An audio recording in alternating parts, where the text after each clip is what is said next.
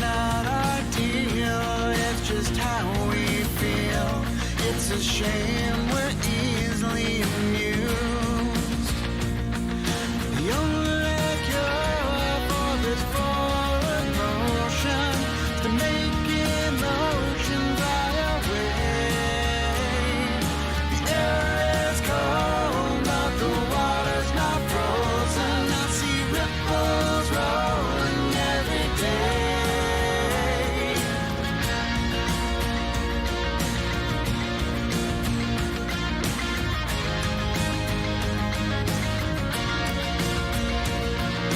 Cast a stone and hit a hardcore view. Catchphrase of the day is that it's true.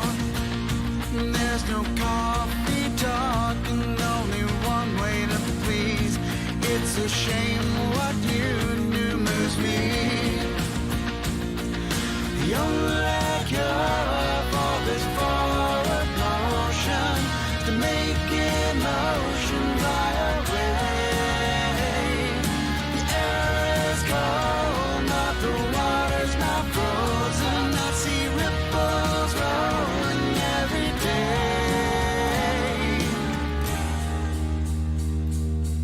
Yeah, not looking for a windswept view. Our change has changed. Nothing's new. I've had new song. That news.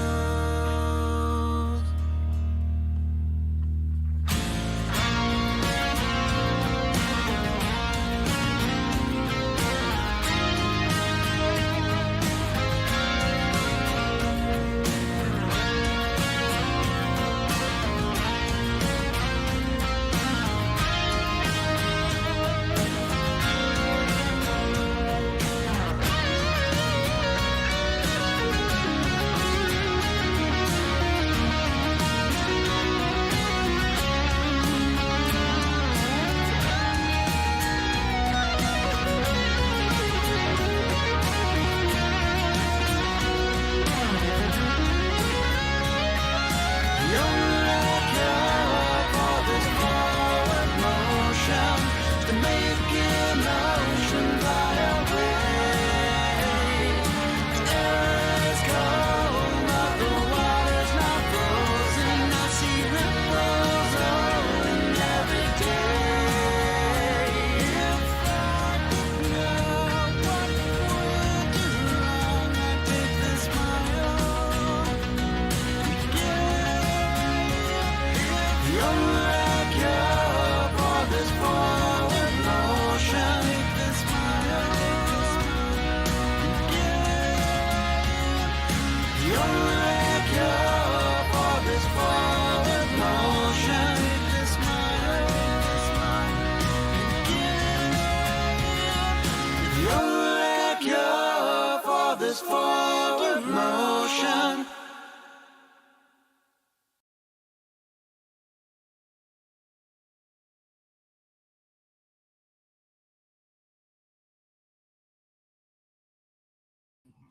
Hello and welcome to Rebellious 1776. My name is Lynn Hurley, and I am here with you to critique, criticize, and fact check our nation's politicians in real time. We love watching a feisty congressional hearing around here. We like to think of it as political theater. And if you know someone who would enjoy watching where their tax dollars are going, please feel free to share the love and share the show. Then just sit back, grab a snack and a drink. And if you're watching live, please join us in the chat. We always have such fun conversations in there as we watch our nation's finest in action. Also, if you like talking all things politics, why not hit that subscribe button? Go ahead, just hit it, give it a try. It'll be okay. It would please the YouTube gods. And I would definitely love having you join our family here. We're getting closer to 1,000 subscribers. And we're really trying to reach that goal, and I have faith that we're going to do it soon. Also, don't forget to turn on the notification bell so you always get notified anytime we have a new show coming up. And I also do members-only shows where we have a chance to talk about things a little more in depth, a little more one-on-one. We We talk more about kind of what's going on in the world that day, that week, whatever it is. So if you don't want to miss out on those, please consider becoming a member. We would love having you join us in that conversation as well. So, hello, everyone. It's going to be an interesting time today. So, the Senate border bill came out last night. It's terrible, absolutely horrible.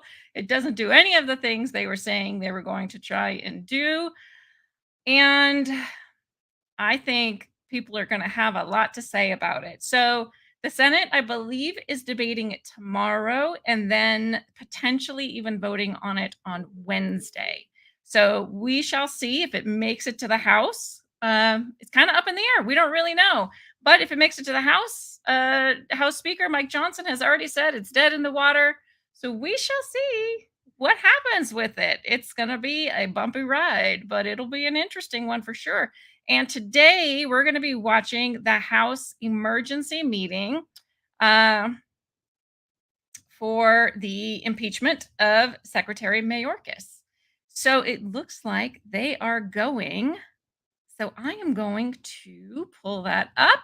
I'm going to kind of go back to the beginning as much as I can for you so we don't miss too much of it. Oh, looks like it just began about a minute ago or so. So I think we're good.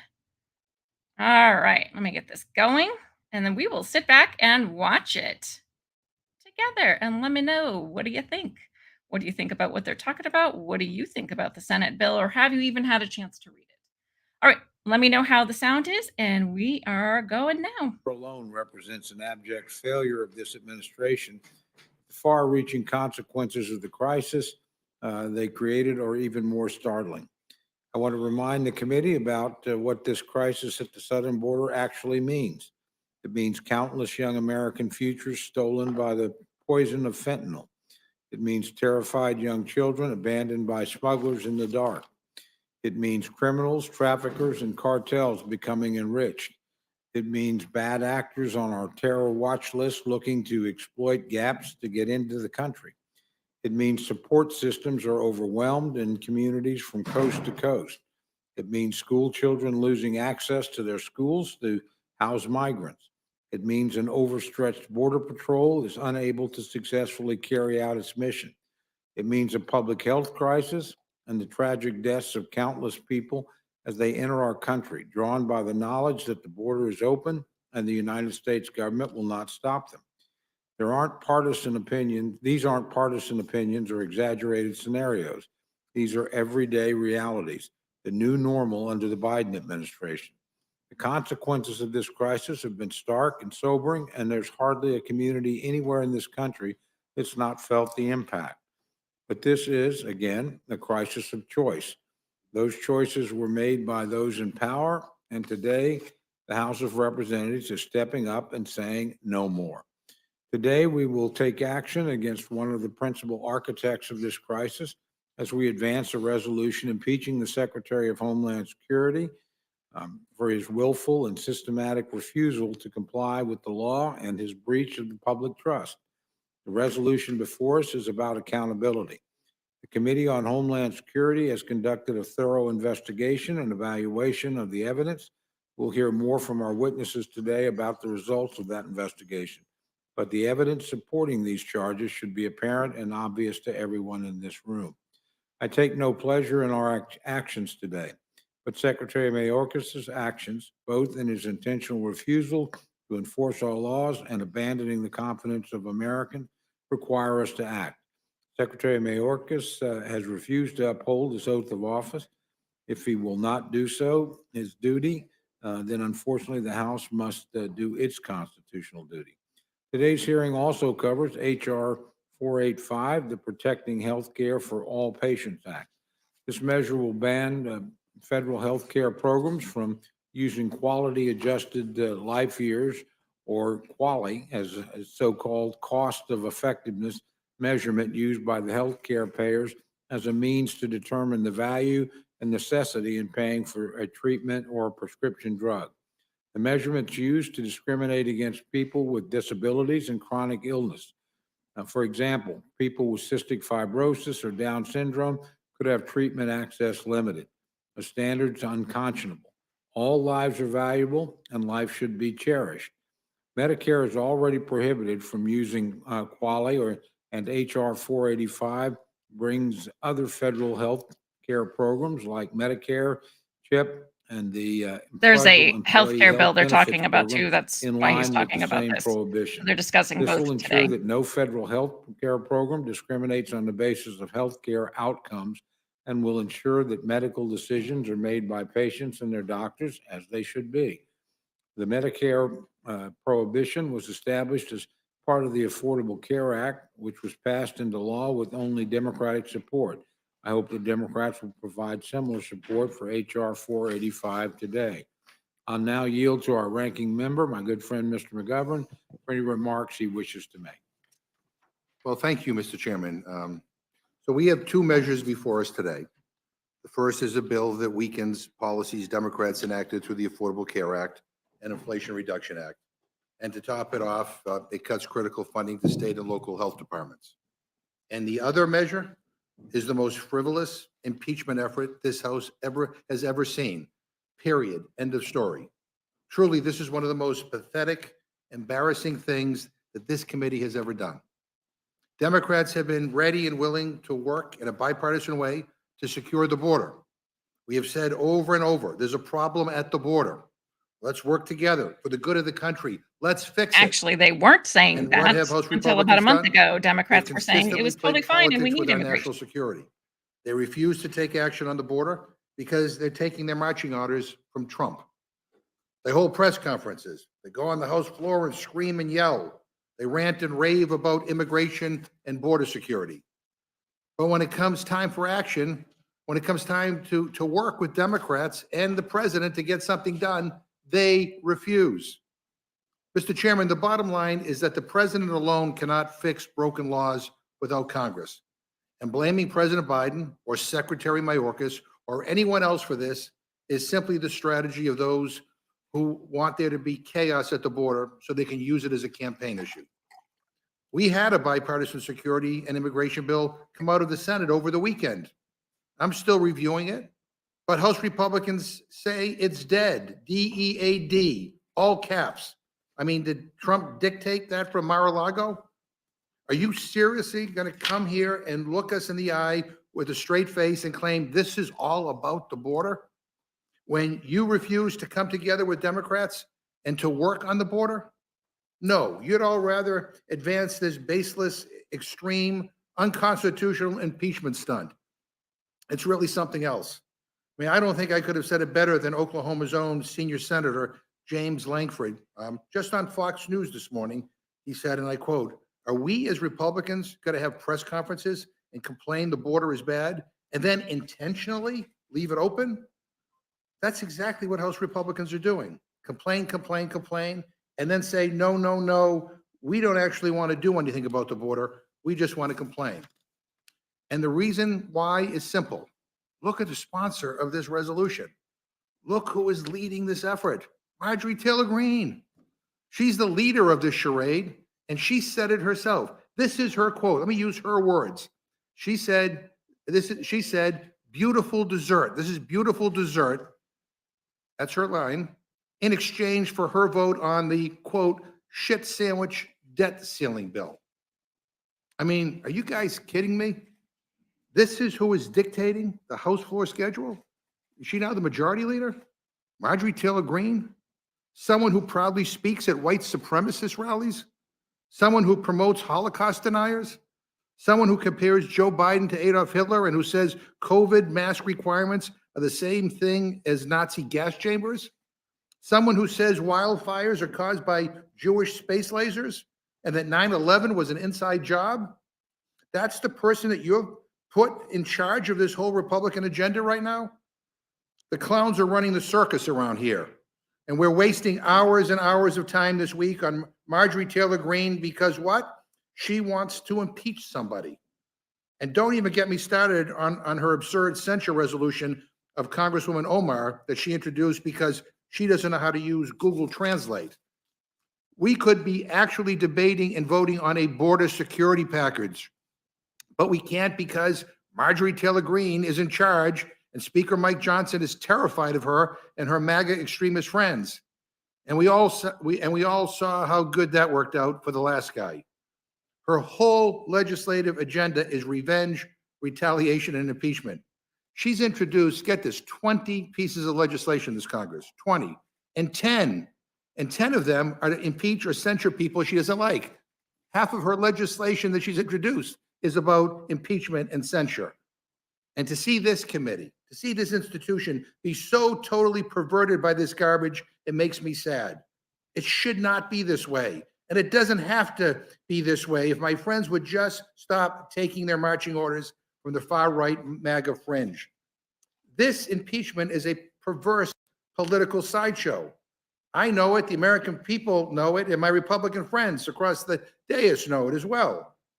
Alan Dershowitz, Donald Trump's impeachment defense lawyer, says Republicans who voted against impeaching Trump should not vote to impeach Mayorkas because, quote, the framers explicitly refused to allow impeachment and removal for vague abuses of duty, end quote.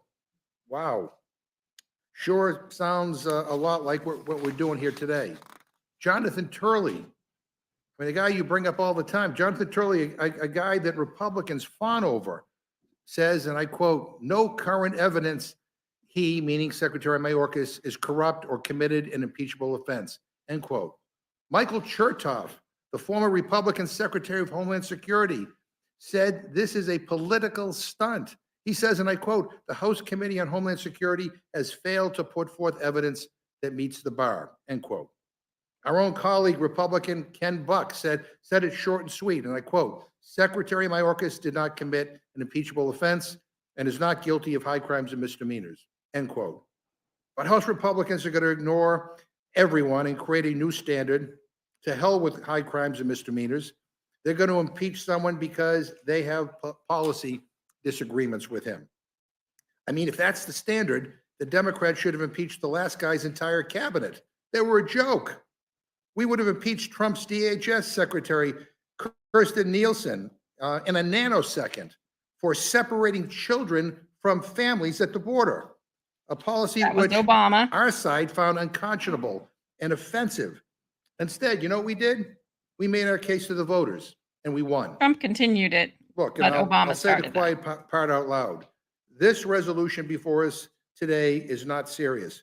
Republicans know that Secretary Mayorkas is a dedicated public servant who has served America honorably and truthfully for decades. He has testified before Congress 27 times in 35 months, more than any other cabinet member. He has responded to over 1,400 congressional inquiries since January 2021. And because my colleagues on the other side are trying to twist and distort his record and He's his doing words, such a good job. let me Why read were a there over blank from a letter 1,400 Secretary congressional Mayorkas inquiries? sent to the House Homeland Security Committee Republicans just last week. And I quote, I have been privileged to serve our country for most of my professional life. I have adhered scrupulously and fervently to the oath of office that I have taken 6 times in my public service career. My reverence for law enforcement was instilled in me by my parents, who brought me to this country to escape the communist takeover of Cuba and allow me the freedoms and opportunity that our democracy provides. Reverence My for law parents enforcement, but experienced such disregard loss for at the fisted hands judicial of law, authoritarianism apparently. that the American He's law enforcement disregarded officer stood court as a orders. tangible symbol of safety and the rule of law in our new home. It was because of everything America meant and gave to my family that I was motivated to enter public service. It was because of my admiration and respect for the men and women who wore a badge that I wanted to work with them to enforce our country's laws. I assure you that your false accusations do not rattle me and do not divert me from the law enforcement and broader public service mission to which I have devoted most of my career and to which I remain devoted, end quote. Shame on Republicans for letting Marjorie Taylor Greene run the House of Representatives. Shame on them for letting Marjorie Taylor Greene bring up this unconstitutional, evidence-free impeachment. And I get it. This is about trying to hurt Joe Biden, trying to distract from Donald Trump's legal troubles. Not about that at and all. See, trying this to is the thing that distract from drives the me fact crazy. That they have Is he nothing to still show is for not all their even time in power. recognizing that But there's it's an issue here. shameful and it is wrong. You guys have spent more time, this Congress, focused on who is doing what job instead of just doing the job. And I would say that history is going to judge you, but I don't think we need to wait for that. The voters are going to judge you in November.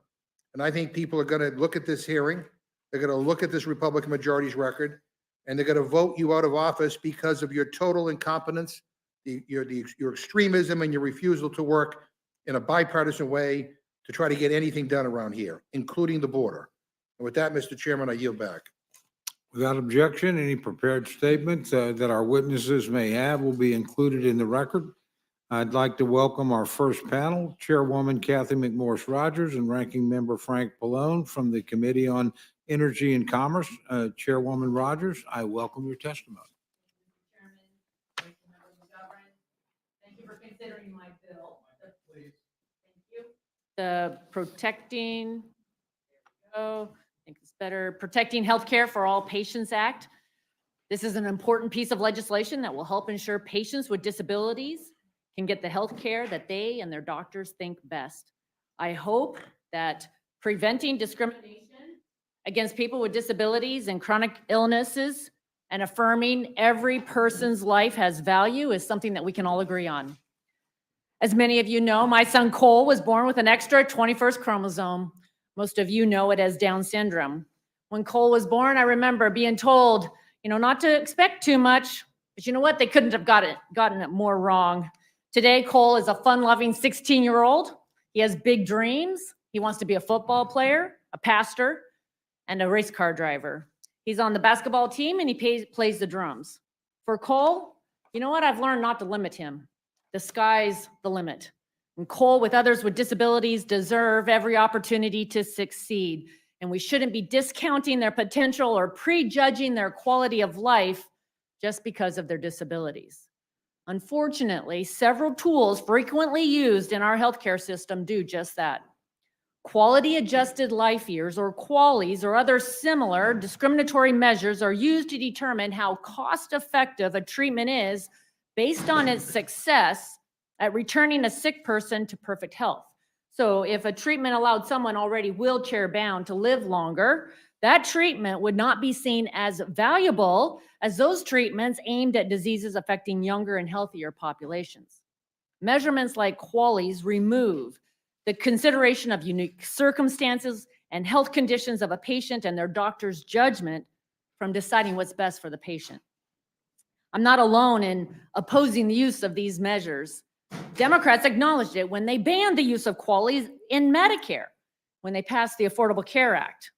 The Nonpartisan Council on Disabilities wrote a report in 2019, and it was titled Quality Adjusted Life Years and the Devaluation of Life with a Disability, that condemned the usage of QALYs and has continued to write additional letters to Congress urging that we ban the use of QALYs. Additionally, we've heard from over 100 advocacy groups spanning the political spectrum who are calling on Congress to prohibit the use of QALYs and other discriminatory measures. My bill, that is before you today, bans federal payers like Medicaid and VA healthcare from using QALYs or other discriminatory measures that devalue the lives of people with disabilities. And it does this by simply applying the current ban on QALYs and other similar measures that exist in Medicare to all federal payers. In passing this bill, it will mean that healthcare bureaucracies can no longer determine someone's life is worth less just because they have a disability or a chronic illness. This would be a big deal. Medicaid is the largest payer for people with disabilities, and we are letting it use measures that discriminate against people that it was designed to support. And that's not to say anything about the millions of injured or disabled veterans who rely on the VA for their care, which is also allowed to use these types of metrics. However, let me be clear in this.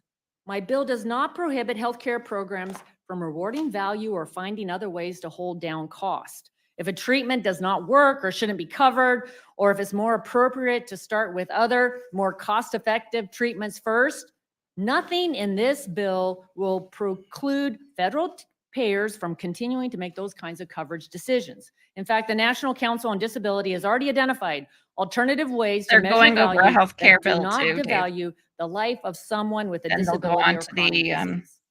impeachment Because of coal, debate. I've spent much time in Congress as an ability advocate, encouraging people to focus on every individual's God-given talents and potential. Millions of Americans like him need their voices to be heard. You know, whenever I meet someone with a disability or a chronic illness, or with their family, I hear the same thing over and over again. They want to have the same chances to succeed in life as everyone else. Banning the use of discriminatory measures by federal payers will help ensure that every patient can be treated fairly and gets the care they need. And I urge support for this legislation and yield back. Thank you very much. Ranking Member Pallone, you're recognized for your opening statement. Thank you. Thank you, Mr. Chairman and Ranking Member McGovern and the rest of the committee. I am here to oppose H.R. 485. And before I get into my statement, I wanted to just say a few things. First of all, I appreciate Chair Rogers' advocacy for people with disabilities. She always has been a champion for people with disabilities. And I do want to stress three things that I don't believe that those of us who are opposed to this bill intend to prejudge a person with disabilities' quality of life or devalue people with disabilities. Second, I don't support the use of QALYs or other discriminatory measures. In fact, I introduced an amendment in the committee, which was voted down on a partisan basis, unfortunately, that would ban the use of discriminatory measures. And third, I disagree with the chair that I do think that this bill would inhibit looking at value measures that are so important when various agencies look at drugs and look at the cost of drugs. And of course, Democrats and hopefully all of us do want to try to bring the cost of prescription drugs down, and I'm concerned that this bill would do the opposite.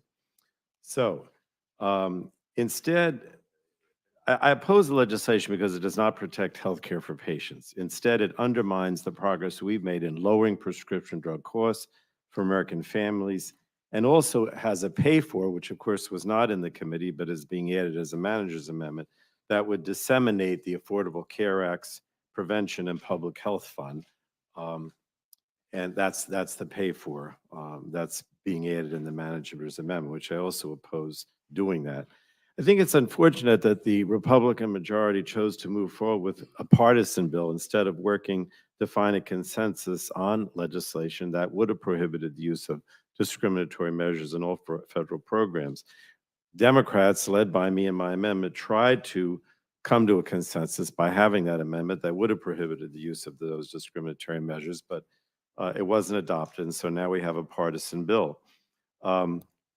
And the Republican bill claims to prevent the Secretary of Health and Human Services from using a measure called the Quality Adjusted Life Year, or QALY, but federal law already prohibits Medicare from using QALYs in its coverage determination, and state Medicaid programs are required by law to cover all drugs. So I just don't think this legislation accomplishes anything from a quality or cost analysis. It's just basically a solution in search of a problem that doesn't exist because these QALYs are already prohibited.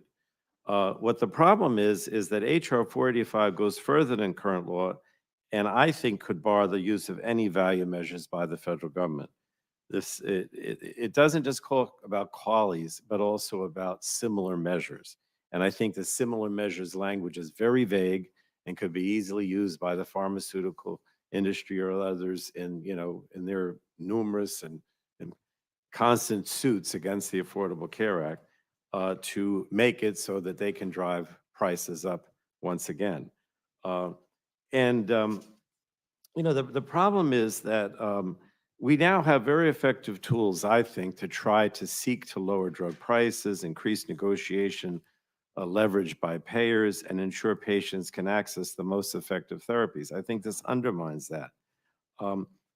I sought to clarify the bill in the Energy and Commerce Committee, as I mentioned, through an amendment, and my amendment ensured that the legislation could not be construed to prohibit or restrict the use of measures that value each year of extended life equally, but that amendment was rejected along a party line vote. What I'm saying is that right now, what's prohibited is that you cannot use a value judgment that says that because this extends life for young people versus older people, for example. But it shouldn't, it still should be that you can look at whether or not something is of value in a given year without looking at whether it affects people younger or older in a discriminatory way. So I don't really understand why the Republican majority would be opposed to clarifying that non-discriminatory measures can continue to be utilized by the federal government. Well, maybe because the Yes, federal the government shouldn't have a ambiguity that I say in it. think It would should be created between a by this person and bill their doctor. makes this policy ripe for thought. litigation from the pharmaceutical industry that has again shown its willingness to sue to keep outrageously high prescription prices in place.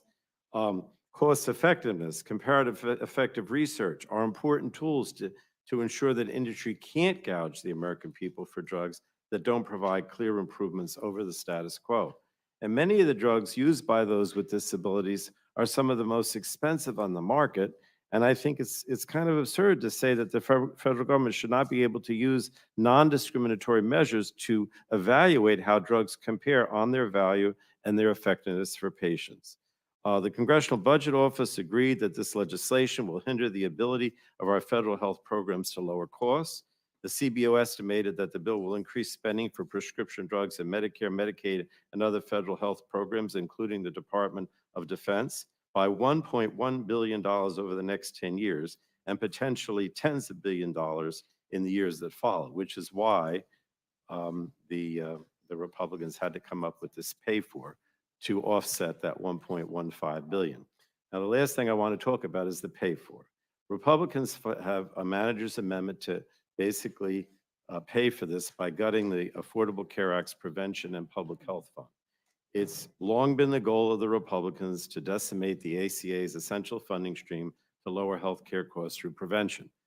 I'm not looking at you, Doc. I am looking at you, Dr. Burgess, because I know you've always opposed the ACA, and that included the prevention fund. But this prevention fund goes to our state and local partners to improve public health and prevent chronic diseases. It also funds programs to encourage smoking cessation, prevent childhood lead poisoning, and enhance infectious disease control. So cutting the prevention fund to offset the increase in spending generated by this bill, I think makes clear that the Republicans are not interested in reaching a consensus or finding a bipartisan solution. They'd rather jam through this partisan bill that I think is going to hurt the very communities that they claim to be helping. I think it's nothing more than a giveaway to big pharma at the expense of essential public health prevention funds, which I think is so important. So these are reasons why I oppose the bill and urge my colleagues to oppose as well, and yield back, Mr. Chairman.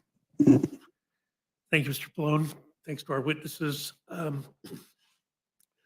me just ask you, Mr. Pallone, we were both there the night this was marked up in Energy and Commerce many, many years ago. And there was a lot of genuine fear about the comparative effectiveness language as it originally appeared in Mr. Waxman's original draft. And you point out correctly that eventually the Affordable Care Act banned Medicare from using these comparative effectiveness measures. And I have to assume that that basically was bipartisan at the time. I don't remember whether it was an amendment or just an agreement that was arrived at that very long evening that we marked this up. But if I recall correctly, Democrats supported that, did they not? Correct. And I want to stress again that I don't support using QALYs at all. My concern is over this language that talks about similar measures, which I think is much more far reaching and really would prevent any kind of serious value judgment. So there's the question of balance where I'm concerned about things being far reaching. I look over at the National Health Service and the National Institute for Comparative Effectiveness that they have, that produces all kinds of guidelines and directions about what can and can't be used in their system. I think just as a practical matter, people in this country are not interested in having the government have that much control over these decisions. And certainly from the physician standpoint, I just dislike the notion that someone could interfere with clinical judgment based upon guidelines produced by an agency. But still, the fact remains that Democrats supported this when it was in the committee.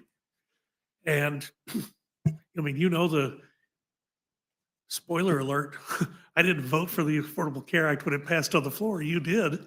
So, I mean, I was really opposed to the Independent Payment Advisory Board that you supported so strongly. But this was part of what you voted for. So, again, I think we had a really good hearing in the Energy and Commerce Committee. Obviously, I support the bill. I'm a co-sponsor. I thought we had a very good hearing in Energy and Commerce.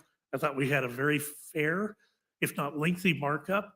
So, I mean, I look forward to supporting the rule for this bill on the floor tomorrow and supporting the bill when the underlying bill when it comes forward, I guess the day after that. Is there anything you'd like to add, Chairman Rogers? Yes, thank you. I'd like to highlight, I don't know why there's this sudden concern over the language.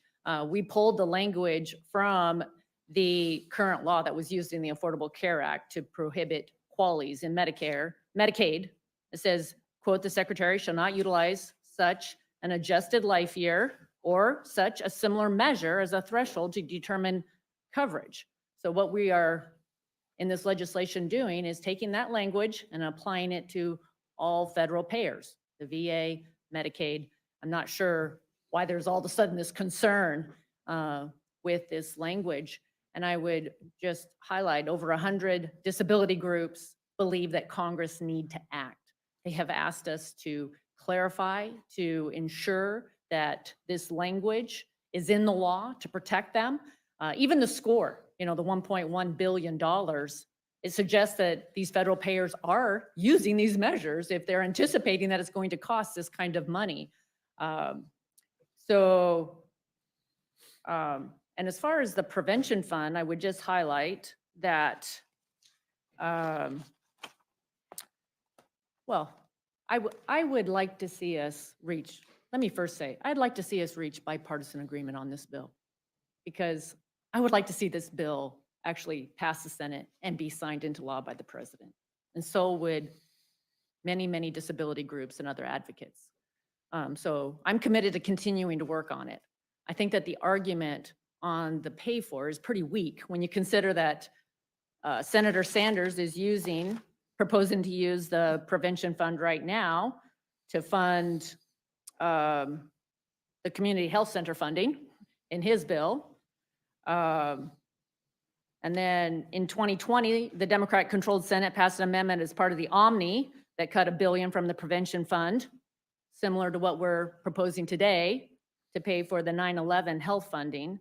We're talking the amount of money. We are not going to cut any funding in the prevention health fund. It's anticipated that it will increase even if it is used to pay for this legislation. So ban QALYs and then you don't even have to worry about a pay for. So I am always concerned when the Congressional Budget Office scores it as a cost when doctors do what they're supposed to be doing in the first place. I'm going to have ample time to talk about this on the floor tomorrow. I yield to the ranking member of the committee, Mr. McGovern. Well, thank you very much, and I have great respect for Chairwoman McMorris Rogers and Ranking Member Pallone, and and I too hope we can work in a bipartisan way on some of these bills. But unfortunately, it doesn't seem to be happening as much as we would like in the House, and the partisan pay for in this bill that makes it very difficult for many on the Democratic side. But and I say the reason why bipartisanship is especially crucial at this moment is because the last time the Rules Committee considered a bill that actually became law, was signed into law by the president, was almost 9 months ago. And it seems like this will be added to the list unless something drastically changes. But again, I appreciate both of you for being here. I have no questions. Gentleman yields back. Chair recognizes the gentlelady from Minnesota for Thank questions. thank you, Mr. Chair. And thank you, Madam Chair, for bringing this forward because it is a huge concern that folks are getting the kinds of health care that they want and deserve. And I guess I just had a quick question. If you could give us an example of maybe how, I know you mentioned a little bit in your remarks, but how they could use these to, reduce access for care. Well, it was mentioned that this is unnecessary for Medicaid. I would highlight, and this is from the National Council on Disability. So they've cited examples in states like Oregon and New York where they are limiting reimbursements to unsustainably low levels for treatments for diseases like cystic fibrosis to reflect the perceived value in treating those individuals with those diseases.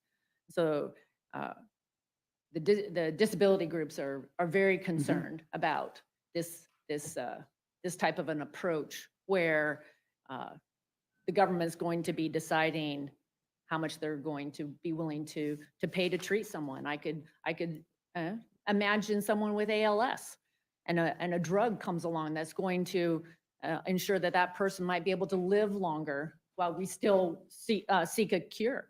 And instead of being able to have access to that drug, the qualities would say that there's no reason to pay for that, to treat them.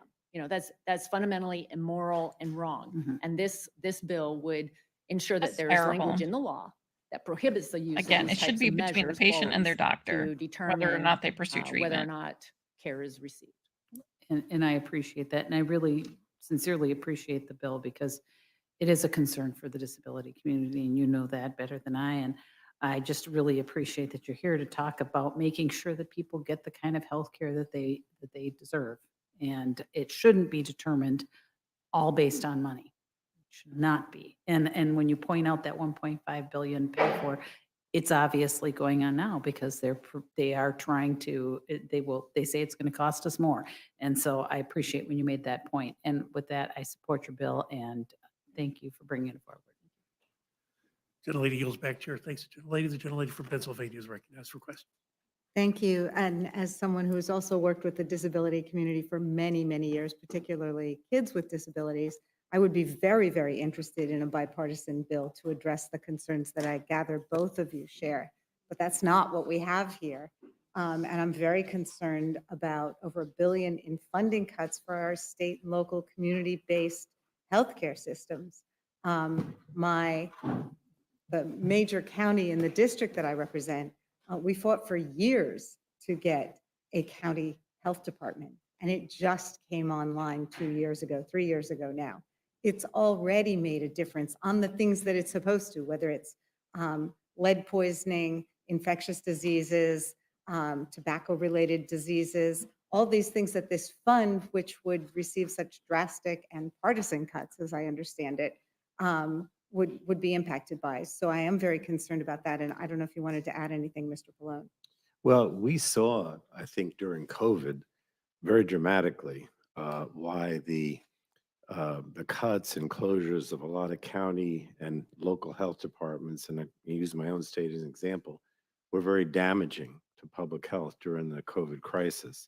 I think that in my home county, we only have 2 towns that have local health departments.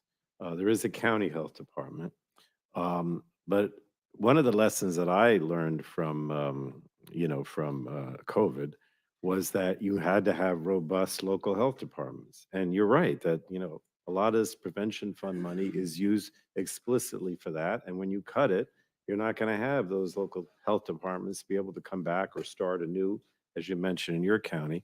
But the other thing I want to stress too is that, my fear here is that when you go beyond the QALYs, which, as I've said, we don't oppose prohibiting QALYs, to these other measures, that this is an opportunity for pharma, if you will, to basically make the case, which they make all the time, that they should be able to charge whatever they want, right? They don't want the FDA or federal agencies coming in and evaluating cost effectiveness or using any kind of value judgment because makes it more difficult for them to charge what they want and want to charge. And I'm just concerned that that's where we're moving here. Nobody is saying that we would not prohibit qualities. I make that clear, right, across the board. But this, and I know that that the chair was trying to take the language in the Inflation Reduction Act and apply it more broadly to all federal healthcare programs. That's okay if it was only qualities, but that's not what this bill does. It says similar measures. And I know some say, well, what is that? Well, that means much more broadly that you could say that you can't use value judgments. And we tried to put in my amendment that, we would ban, we would allow that as long as it doesn't apply to things that are non-discriminatory. But they wouldn't go for that. And so now I'm afraid that this language is so vague that it will be used by pharma and others who want to go after the Affordable Care Act and negotiate prices and all the things that, Democrats have been working on, to go to court and say, well, now, you can't use any kind of value cost-effective argument here. We can charge whatever we want. And that's my fear, in a broad sense. So it sounds like there's some bigger issues that maybe there'd be a basis to try to work out. And as I said, I'd be really supportive of that. But the really devastating impact on our local healthcare systems, particularly as we have, pandemic diseases. Listening to NPR on the drive down, apparently there's a syphilis outbreak across the country. That's the kind of thing that local health departments can track and get on top of. Lead poisoning for kids is a huge issue in some of our older northeastern industrial cities. So that pay for coming out of some really necessary services for my community means that I can't support this at all. So thank you. I yield back. Gentlelady yields back. Chair thanks the gentlelady. The gentleman from Kentucky is recognized. Gentleman yields back. The gentlelady from New Mexico. Thank you, Chairman, and thank you, Chairwoman Rogers, for your commitment to the disability community that clearly comes out of your own experience as a mother, but is so beneficial for so many people beyond your own family. And thank you, Ranking Member Pallone, for pointing out that even though we could all agree that quality should be negotiated, that this bill could interfere with our ability to negotiate drug prices, right? And Americans have long asked us to bring down the cost of drugs. And I'm glad that President Biden was able to sign into law our bill to negotiate drug prices last Congress. And we want to make sure that that stays into law. But I have no questions and I yield back. Gentlelady And yields what was back. the Chair point of thanks that? The gentleman from South Carolina is recognized. Thank you, Congresswoman Rogers. I appreciate your work on it. It is personal for you, and it makes it special. Why? And I see the need on this. On the pay-fors, tell me. Well, yes, it's interesting that the Democrats are saying that this is the reason they're going to oppose this bill.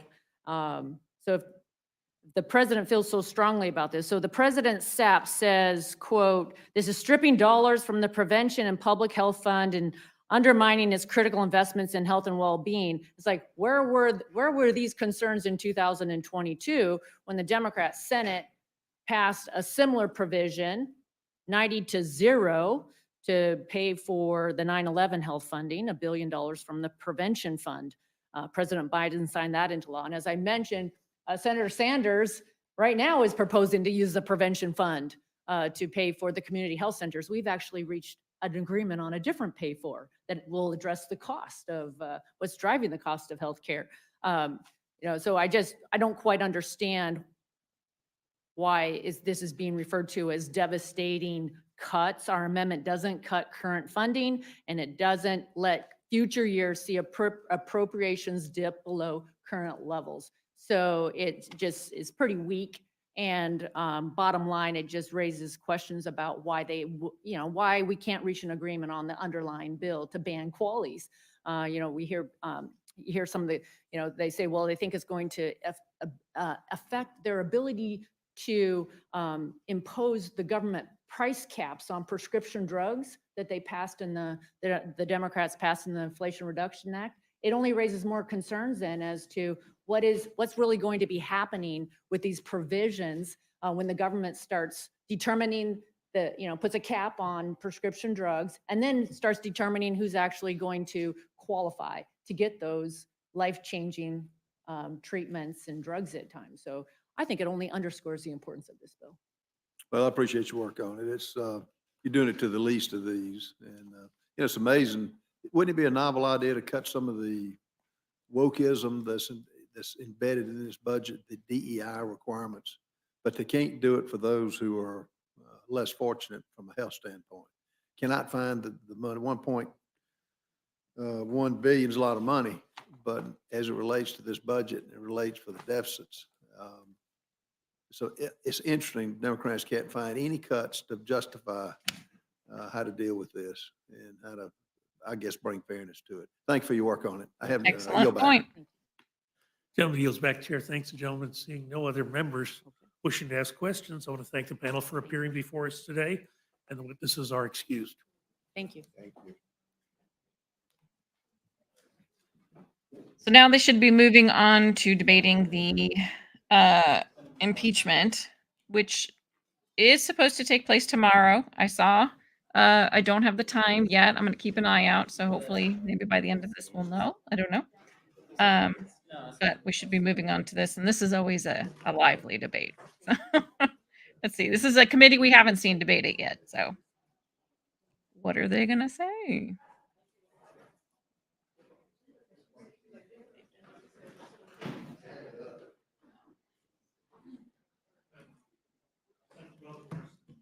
I'd like to welcome our second panel, Chairman Mark Green and Ranking Member Benny Thompson from the Committee on Homeland Security. We'll allow Mr. Thompson a moment.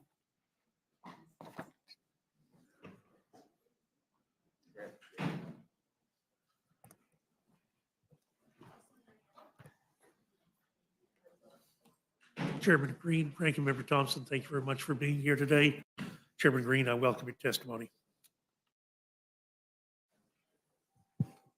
Chairman Cole, Ranking Member McGovern, thank you for the opportunity to testify on HRS 863. For nearly a year, the committee conducted comprehensive investigation into the causes, costs, and consequences of our border crisis, producing 7 separate reports totaling more than 400 pages. Our members visited multiple sectors of the southwest border and heard from law enforcement and everyday Americans affected by this crisis. We held multiple hearings with a variety of witnesses, including former senior DHS enforcement officials, states attorneys general, as well as victims of Secretary Mayorkas' crisis. Impeachment is a tool the framers wrote into the Constitution to deal with the gravest situations, like the one we have today, where the lawless actions of a cabinet secretary have led to the chaos and destruction across our land. Our investigation and impeachment proceedings resulted in 2 articles of impeachment. Article 1 charges him with willful and systemic refusal to comply with the law, and Article 2 charges him with the breach of public trust. It is unambiguous that Secretary Mayorkas has refused to comply with federal immigration laws and acted in a manner subversive to the rule of law. He has threatened the integrity of our constitutional system and imperiled the Congress, a co-equal branch of government, by ordering DHS employees to violate laws passed by Congress, thus violating the separation of powers. And he has implemented a catch and release scheme violating detention requirements and misused parole authority. We've also seen Secretary Mayorkas breach the public trust, violating his statutory duty to control and guard the border. He willfully failed to replace the enforcement initiatives he abandoned with viable alternatives, and he knowingly made false statements about the consequences of his refusal to comply with the law.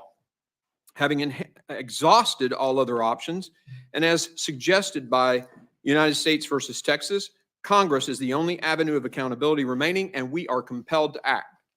I want to address just a few claims you'll no doubt hear from the Democrats today.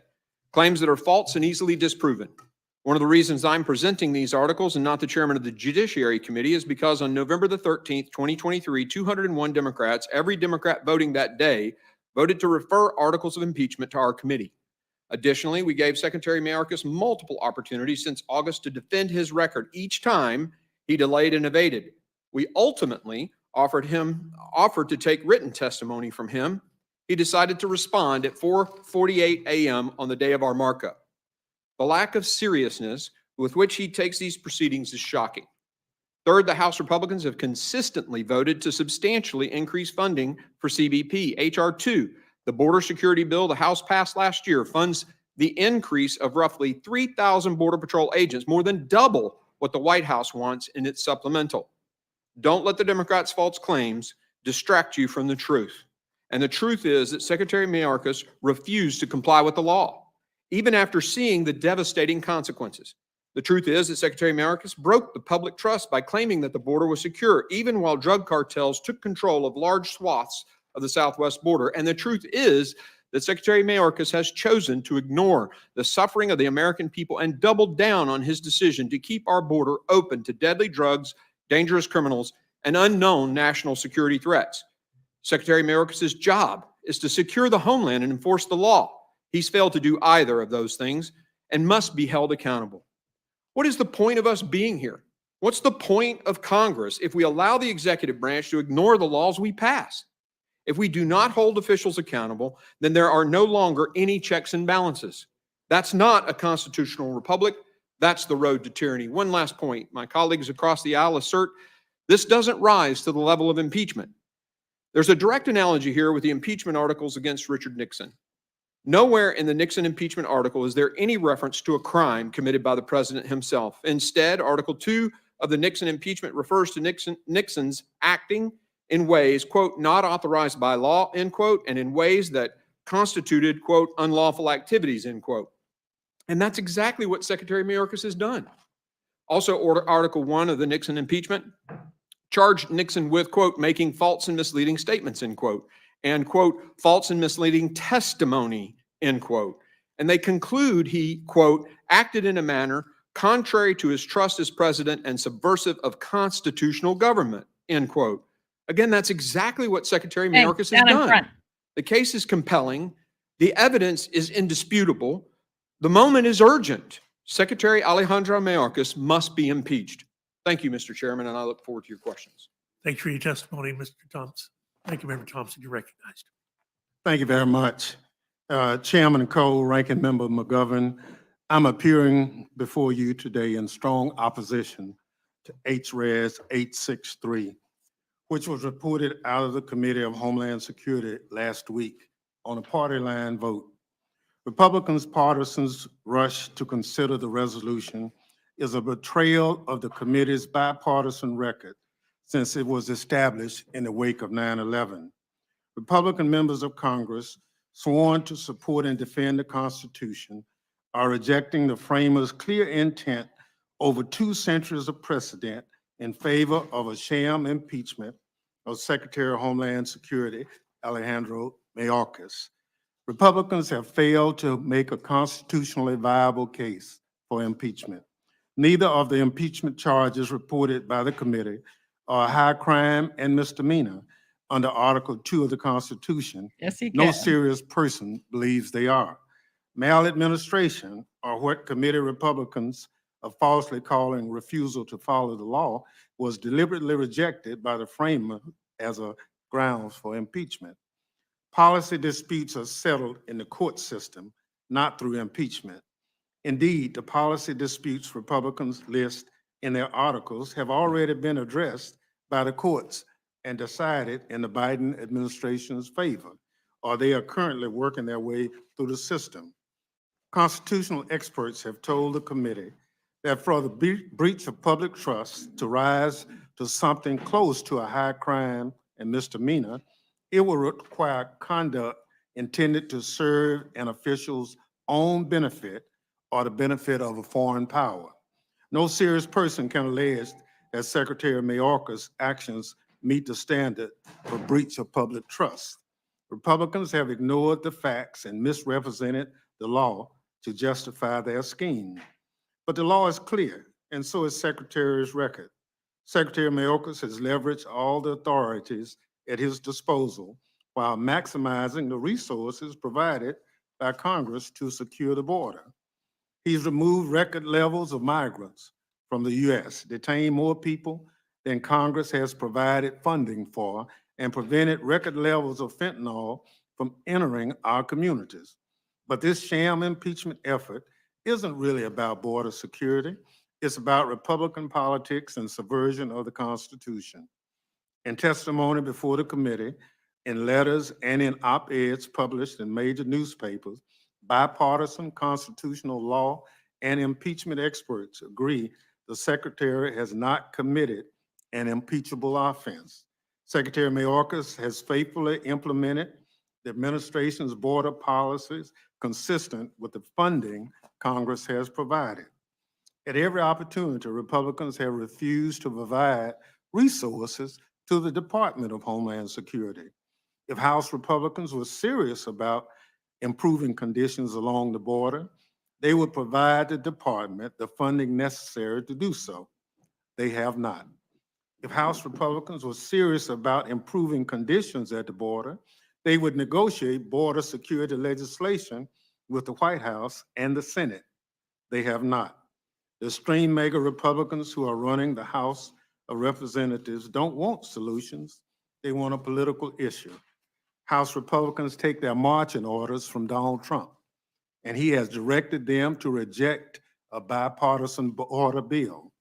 This sham impeachment is an attempt by House Republicans to distort the Constitution and the Secretary's record to cover up their inability and unwillingness to work with Democrats to strengthen border security. Former Republican Secretary of Homeland Security Michael Chertoff recently cautioned against impeaching Secretary Mayorkas and urged bipartisan legislative action. He said, quote, "Our nation is at its best when our leaders work together to confront the seemingly intractable. The situation of our border and our national security demands such bipartisan collaboration. Despite our different parties, I know Mr. Mayorkas to be a fair and honest, dedicated to the safety and security of the U.S. He's represented DHS in the country and to both parties in Congress with integrity," unquote. That is the kind of bipartisanship we need to solve border challenges and strengthen our immigration system. Unfortunately, this sham impeachment has been nothing but partisan. During consideration in the Homeland Security Committee last week, Republicans improperly shut down the markup and blocked Democrats from offering amendments to the resolution. Extreme mega Republicans couldn't bear to consider amendments No, they voted them to their down. poorly drafted Difference. articles of impeachment before silencing Democrats who attempted to inject a dose of reality into the proceedings. They even blocked Democrats from including material for the markup record on 5 occasions. The truth is Republicans' actions show they don't have faith in They their own blocked them case because they against weren't the relevant. Secretary. That's why they lack the courage of their convictions to see their markup to the end. This nonsense has to stop, and it should stop See how here. they just say these things, but they Republicans don't need to actually start put them doing in the work perspective and tell Americans you why they sent were them blocked. here to do. Democrats are waiting for you to join us in the serious work ahead. Mr. Burgess, Ranking Member McGovern, I urge my colleagues to honor their oath to the Constitution and drop this sham impeachment. Thank you, Ranking Member. Chairman Green, let me just ask you, you've heard a lot here. Is there any of that you want to respond to? Well, there's a lot of it. The first accusation was a rush to get this done. We've taken almost a year of looking at this, 400 pages of reports. Right. 5 phases of an investigation: phase 1, dereliction of duty; phase 2, the support of the drug cartels, empowering them to spread across our country. Some great reports out of San Francisco about how the Mexican cartels and the Honduran cartels have connected with the gangs in San Francisco. Phase 3, the human costs, which have been incredible. The financial cost was phase 4, and then waste, waste of millions and millions of dollars on unused ICE detention beds and hotels that were purchased that were never used. So we have exhausted our resources. We have looked into this incredibly lengthy. I could go on, but I'm sure you've got other questions. Sure. Well, I appreciate you bringing to our attention the fact that these articles, or this was referred to your committee rather than judiciary. Some people might ask why Homeland Security is bringing this rather than the Committee on the Judiciary.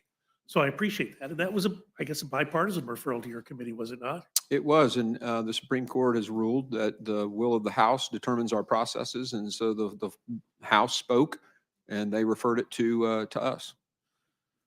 So,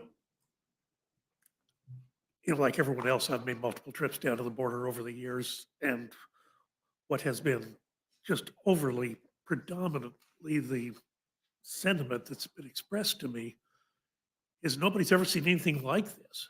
I mean, this is a catastrophe beyond anything that has ever happened before. We thought there were problems during the Bush years. We knew there were problems during the Obama years. There were problems during the Trump years, but this is unimaginable. What is going on, and just the amount of human suffering that's been caused by the open borders, come on over mentality that has been promulgated by this administration. So let me just ask you, can you provide us just a couple of highlights from your investigation? Yes, sir. One of the things that became very clear, this is not a migration crisis caused by some event in Latin America or Central America. This is a catastrophe of our own creation. When we did away with the policies, 87 different policies that worked from the previous administration, talked in an election about opening the borders, talked about amnesty in the election, people tested the system. And they came, they realized they were going to be released into the country, and they phoned home. And now millions have come. We took the pull factors and just exploded them into a massive magnet, and people are coming because they know that they're going to get released. 85% actually is what Secretary Mayorkas said in a private meeting that was reported out, are just being released into the country. And with that, the drug cartels have seized the opportunity. They're actually trafficking everybody who comes through Mexico now, charging $10,000 to $50,000, $60,000, $75,000, making tens of billions of dollars for themselves just from the human trafficking. But what they do is they take those mass peoples, they control them, they hit a crossing site, and at the strategic level, that ties up the CBP personnel, and then they're free to come across the border with the fentanyl. And that's why fentanyl's gone from $98 a hit to $20, $25 a hit, in at least Tennessee, in accordance with my sheriffs. It's why so many hundreds of thousands, 150,000 Americans have died to fentanyl. It is a policy change that violated the laws. We're not here about policy. We're about violation of the laws written by this body, right?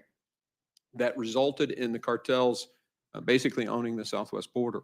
And the Border Patrol agents tell us, if we can just detain. Well, the law is very clear, shall detain. It doesn't say anywhere in the law, you shall capture every murderer, DOJ, but what Congress told the executive branch, you shall detain.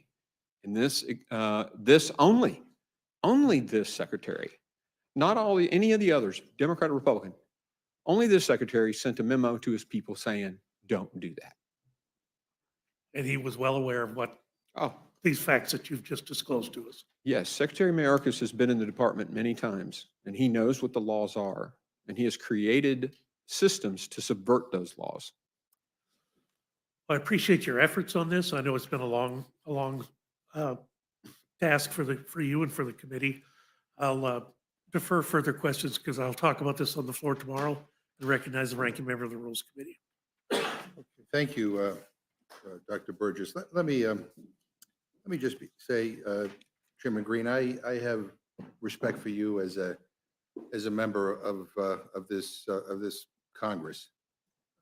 But quite frankly, reading what is before us and watching all this unfold, I think you should be ashamed of yourself for bringing this kind of trash before this committee. I mean, we are here Dang. because Marjorie Taylor Greene No, you're the not. chock full of nuts caucus No, you're not. wanted us to be here. Oh, I hope Let me ask Mr. you, Green Chairman rips him a Green, new one. if you succeed and Secretary Mayorkas is impeached, who replaces him? Do we know who will be in charge? Well, I assume that there's a deputy who would step forward You know in the an name of the, interim. you know the name of the? No, You and, don't? but- So, no, I mean, it seems like it's a pretty. I don't see why that's relevant. Well, though. it is, I mean, because the question is, I mean, will it be somebody who is implementing Biden's policies? So if he or will it murdered be someone, would we just not get him out of office Well, because so I mean, there's nobody so- named to so follow the- him? The answer to the question is you don't know. You're right, I who will don't. replace. Okay, so let me ask you this. When exactly did you decide to impeach Secretary Mayorkas? Do you know what the exact date was? Was it before or after April 18th, 2023? April 18th, 2023. Now, we have proceeded with a five-phased approach, looking at this So was- as fairly Was as it possible. before or after April 18th? I can't tell you when I thought this needed to happen. Well, the reason why I ask you is I'm looking at a New York Times article That of misquoted April me, 18, yes. 2023, entitled "Key Republicans Tell Donors That He Will Pursue Impeachment of Mayorkas." And they have an audio, they have you on audio tape saying that you would, and I quote, "deliver charges to the House Judiciary Committee, which handles impeachment proceedings." I'd like to ask unanimous consent to insert this article into the record, Mr. Chairman. Without objection, so ordered. I guess the question is, why would you tell donors that you were going to impeach Secretary Mayorkas before you open an investigation? Why would you do that? The article misquoted me. I do I recall think they have you that. on audio, yeah. Yeah, no, well, they did misquote me. I can tell you, I went back and checked myself. Well, maybe we can ask them to produce the, but before completion of your investigation, Marjorie Taylor Greene, who is the author of this, said that impeachment had been, and I quote, "guaranteed to her." That was on November 30th of 2023. And she said, and again, I quote, "I've been guaranteed by Speaker Johnson and Chairman Green that the House would impeach Secretary Mayorkas." Why would you promise her that you would impeach no matter what the evidence said? Or Well, she by that was time, we'd put- been through a lot of hearings and So reports. so in November 30th, you did promise her. No, I don't remember ever promising her Is she anything. lying, or is she I telling- don't know. It could be a misunderstood conversation. That happens all the time in this building. Yeah, well, boy, but what it sounds to me is like this whole thing is a predetermined performative political stunt. I Well, mean, if I it's not about the evidence or the Constitution. I think what's happening here is you guys are doing this because Trump told you to. Mr. Trump has yeah. never asked me to do that, and I want to be on the record with that because the accusation has been made multiple times. But again, And to your point about me being embarrassed, sir, I took this oath to the Constitution when I Well, was Trump- 17 at West Point. Trump The tweeted. Constitution matters Yeah, to me, Trump tweets his. not, Yeah, what I'm learning is that Trump tweets. Let's not talk over each other because our stenographer has trouble with that. Yeah, so Sorry. Trump tweeted that he wanted him gone. I So don't that's even nothing, yeah. think Well, I follow it's him. hard for me to believe that the Republicans in this House, do not pay attention to every word that is tweeted or uttered by the former president, because you seem to be following his orders to a T. Why, because you do? Let me ask you, Chairman Green, if it gives you any pause that so many staunch Republicans and colleagues of yours say that you have no cognizable basis here for impeachment. I don't know if you've heard these quotes, but I'd like to ask you to respond to some of them. A political stunt, and I'm quoting Secretary Michael Chertoff, who's a Bush administration DHS secretary. Another quote, "Secretary Mayorkas did not commit an impeachable offense. He is not guilty of high crimes or misdemeanors." That was Representative Ken Buck, who is a Republican in this House. Mr. Chairman, can I have order in the committee, please? Yeah, committee will come to order. Yeah, no. Another quote, these are not impeachable offenses," Representative Tom McClintock. Quote, "I haven't seen the constitutional standard met yet." Senator Mitt Romney, who actually ran for president as a Republican nominee against Barack Obama. Quote, "There is no current evidence that he is corrupt or committed an impeachable offense. That is why the case has not been made to impeach Alejandro Mayorkas." That was Jonathan Turley. I guess I find it shocking, the number of Republicans who have basically come out and said that this is nuts. And these are just moderate Republicans. It's a lot of hardcore conservatives have said, let's hit the brakes here. What is your response to all these people who seem to have a real problem with this on the Republican side? Well, Mr. Ranking Member, obviously I disagree with them. But as I was saying earlier, I took the oath to the Constitution when I was 17 on the plane at West Point. Spent 24 years living under that oath as an officer in the United States Army. And I will tell you that my oath wasn't to the people, it wasn't to the geography, it wasn't to the flag, it was to the Constitution. Same oath we take for this job. This secretary has disregarded a co-equal branch of government, 7 specific laws that he has subverted and basically had his people break those laws. And I find that having a cabinet secretary get to pick and choose which laws this body passes is unacceptable. And if you were a Republican, I'd be doing the exact same thing. Well, I appreciate the answer, but that's not the answer to my question. Let me ask you, yes or no, and this is really, I think it's a simple yes or one-word answer. Do you think Congress needs to pass new laws to fix our problems at the border? We absolutely need to pass laws. HR 2 is sitting over there waiting on the Senate to pass it. Well, as you know, that, we have a Republican-controlled House barely. You have a democratically controlled Senate barely. You have a Democratic president. So obviously there has to be some give and take. The Senate has been working in a bipartisan way, and you're saying something that, quite frankly, one of our colleagues said Has to the be opposite some give and of, take, but they don't last even week want in to the Rules consider Meetings. the bill that the He said that we didn't Republican need any new laws. Republicans But you're saying we need new presented and laws, and I passed in the guess if House. that's the case, what's your response like to 6 Speaker months. Johnson refusing to bring up the Senate bipartisan bill to address the problems at the border? Because I'm just trying to I understand appreciate the that rationale of people complaining that we need to better control our border, but yet there seems to be a pretty tough border security bill coming out of the Senate, and you guys are basically saying dead It's on not tough arrival. at all. Well, there's a couple of reasons. Number one, the way this bill is written, it actually facilitates more, just what's happening right now. It codifies Yes. the things that are currently against law that Mr. Mayorkas is doing. And it's rather interesting that we're negotiating more law, which I agree, we need to fix some things, to hand to a secretary who has chosen to break the law.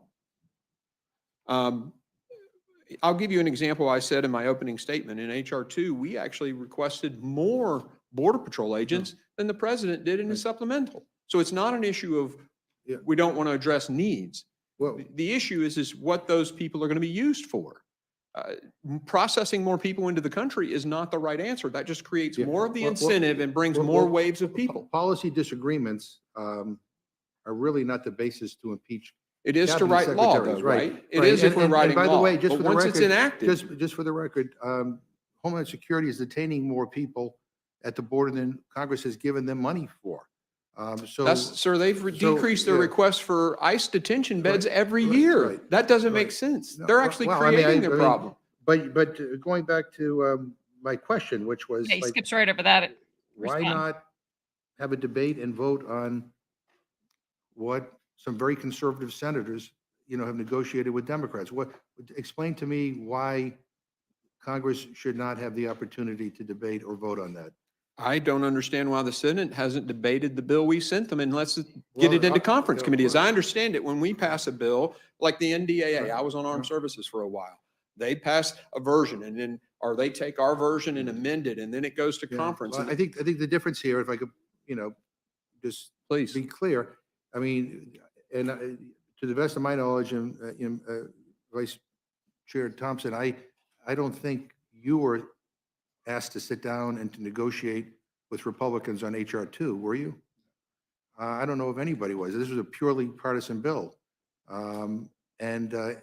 By contrast, in the Senate, they have worked out a partisan bill because I think they realize that a purely partisan bill will probably never see the light of day, will never Well, become that's law. exactly what So the bill the question Senate if you is wanna get something proposing done, is. It's you gotta a work in definitely bipartisan way. a Hey, partisan you bill, guys just maintain control of the House and you win the disguised as Senate a and you win bipartisan bill. the presidency, you can do whatever you want to do. That's just not the reality we're dealing with. And I just want to stay for the record. Someone just sent me this breaking news in a statement to Fox News.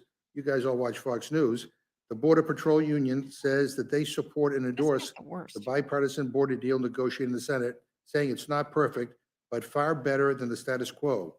And so, again, I'm just curious um, why not welcome an opportunity to have that debate and discussion on the floor? And even if you can't get 100% of what you want, something's better than nothing, I think, right?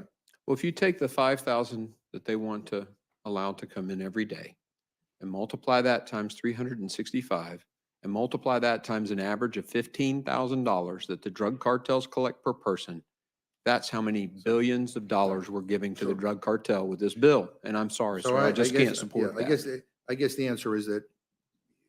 Not this one. yeah, Maybe another version, but not this one. Yeah, well, the answer is that, the hell with bipartisanship. It's No, I our have way a or the Reagan highway. O'Neill Club. Right, yeah. I bring Right. Democrats and Republicans to my house. Right. We sit down and negotiate and talk about stuff all the could time. You could, we're the rules committee. You can call it up and have amendments to it if you want. I'll be surprised if it gets out of the Senate, but. You'd have to amend everything in it. I know We'll see. Trump weighed in, he's against it, so maybe not. You say that you would impeach a Republican, for, if a Republican were releasing, people back into the United States. No, sir. I said if they were violating the laws All right, passed by let me this show you. body. Okay, but you keep on talking like somehow that the border was solved when Trump was No, president. there were Yeah, people who came right. in, So in the but final it was two- fixed. In the final 2 years of Trump's presidency, the Cato Institute, which my friends on the other side of the aisle like to quote, says that there were 700,000 migrants released into the United States pending their immigration proceedings. Was that Trump's DHS Secretary Nielsen's fault? I'd have, which year are you talking about? In Mr. the Ranking final Member? 2 years of Donald Trump's presidency. So 700,000 Yeah, over I mean, 2 that's what years. Cato says. And was Secretary Nielsen's fault? Should she have been impeached for that? As I understood the way she executed the law, she attempted to detain first, and then when the resources were exceeded, there were people that were on a case-by-case basis paroled into the country. The current methodology, as the courts have ruled, is Right. just the Yeah, opposite. The resources are exceeded now. Taking 700,000 in 2 years. No, they're versus they're almost leaving 11 ICE detention million beds in empty. 3. Yeah, well, I mean, anyway, but should she have been impeached for that? As I said, and as the courts have ruled, Mr. Mayorkas, contrary to even Barack Obama, many other presidents, secretaries of Homeland Security, has done just the opposite of what they've all done, and he is releasing immediately into the country against the laws written by this Congress. You know what, I'm gonna, it is so sad that this is what we are doing right now. I want to ask unanimous consent to insert into the record a Wall Street Journal article entitled "Don't Impeach Alejandro Mayorkas" by Michael Chertoff. Without objection, so ordered. And let me just quote a little bit from this article. And he said, and I quote, I can say with confidence that You know for what is so all the sad is the investigating deliberate the ignorance of House this Committee guy. on Homeland Security has done, they have failed to put forth evidence that meets the bar. He went on to say, quote, I don't agree with every policy decision the Biden administration has made. There are aspects of immigration strategy that are worthy of debate, but House Republicans are ducking difficult policy work and hard-fought compromise. Impeachment is a diversion from fixing our broken immigration laws and giving DHS the resources needed to secure the border. You know, I say that, I want to highlight this because this is a Republican who is in the former head of Department of Homeland Security.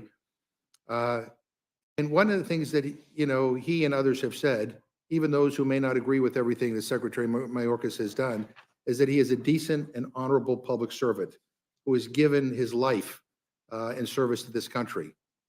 And the fact that for political purposes, because that's what this is all about. This is the first time that we have ever Isn't he well past his 5 minutes? impeached at a this sitting point? cabinet member. First time we've ever tried to. I hope at the end of the day that there'll be enough Republicans who will understand the severity of what we are doing here.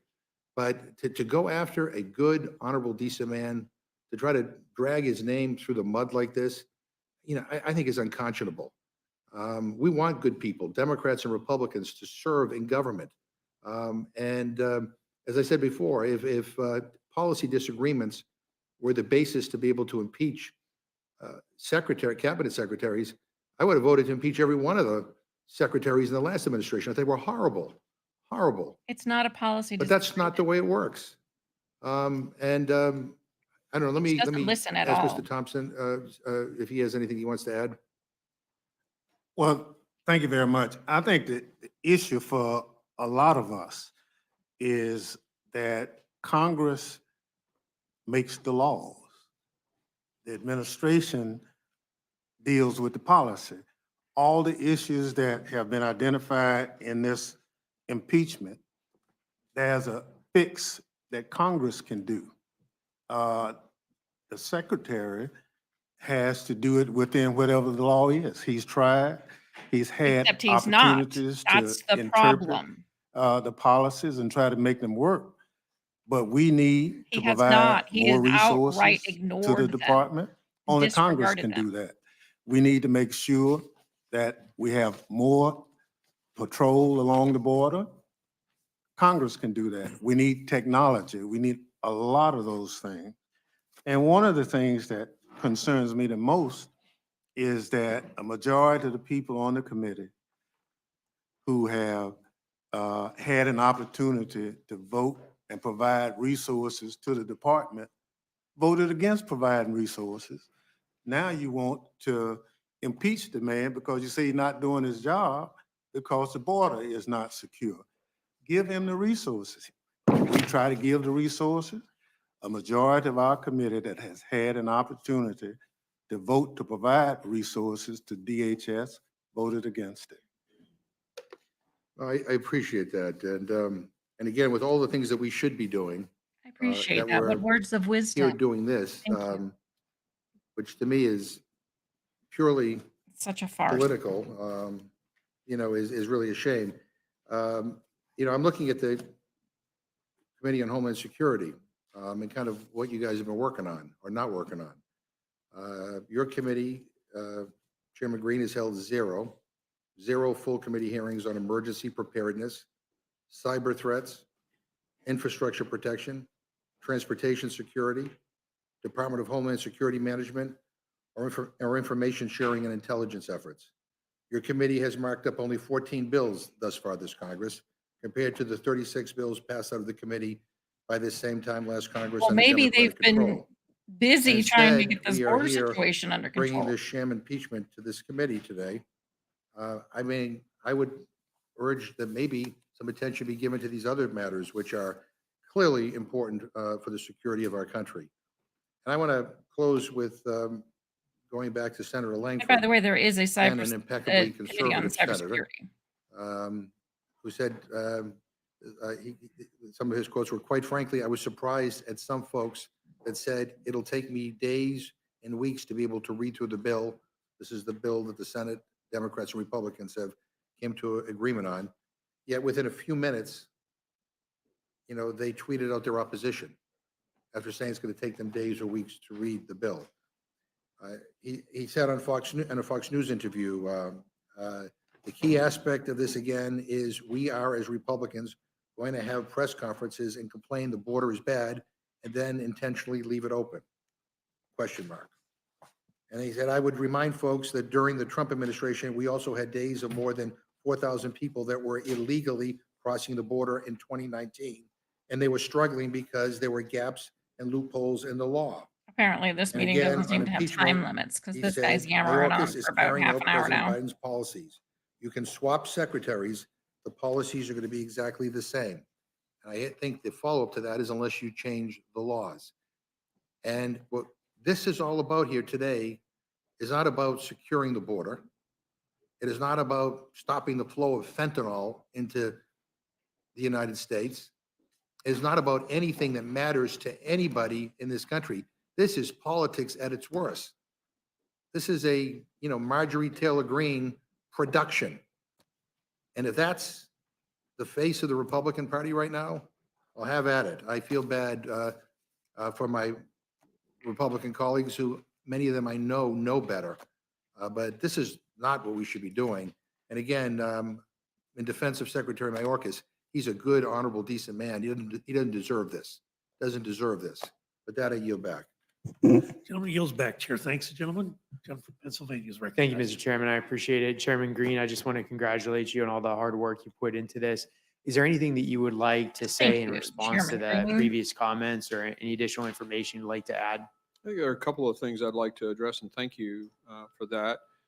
This is actually the second time Cabinet Secretary, other times when one's been, brought, but one that was successful before this, the only one that's been successful was Mr. Belknap. And Article 3 on his impeachment was simply, he was doing a horrible job that harmed the country. Now, I know we've had discussions about maladministration, and I'm not here making the case for impeachment for maladministration. I'm making the case, and my committee is making the case, that he's breaking the laws. And it's interesting. Congress, we talk about Congress makes the laws. I don't have to explain this in this room. They execute the laws. The ranking member just talked about that. But if you go back to the Iran-Contra hearings, the Democrats who made the recommendation from that hearing said very specifically, the president cannot pick and choose which laws he wants to enforce. It is clear that the president, this body writes the laws, they enforce them, period. And very clearly, Mr. Mayorkas has picked and chosen which laws he's going to enforce, many of which he's actually subverted and done just the opposite. So 7 of them to be exact. So those are a couple of comments to address what was said before. Thank you. Thanks, Chairman Green. I appreciate it. With that, I yield back. Gentlelady from Pennsylvania is recognized for any questions she might have for the panel. Thank you, Mr. Chairman. As one of the members of Congress who has the honor of representing terrible, too. Philadelphia as the birthplace of both our nation and the Constitution, Gonna be much like the take other guy. particularly seriously references to what the Constitution does and does not require. And I have to agree with the ranking member that none of these sham impeachments brought by the MAGA majority in this Congress appear to be led by constitutional scholars. When the framers gathered in Philadelphia to write the Constitution in 1787, they spent months passionately drafting and debating the contours of that document and our new republic.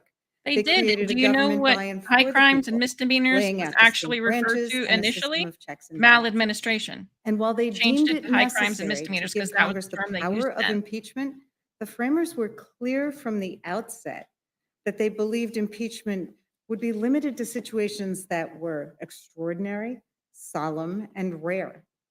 If Marjorie Taylor Greene and her colleagues cared about the founding of the Constitution, then they would be familiar with the debates from 1787, when the framers debated what would qualify as impeachable offenses.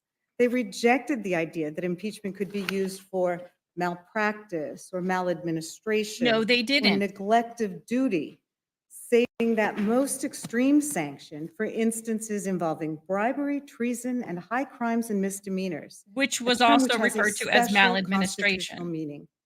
They would know that Hamilton warned in Federalist 65 of the danger that impeachment might be driven by animosities and factions, and cautioned that, and I quote, "there will always be the greatest danger that the decision to impeach will be regulated more by the comparative strength of the parties than by the real demonstrations of innocence or guilt."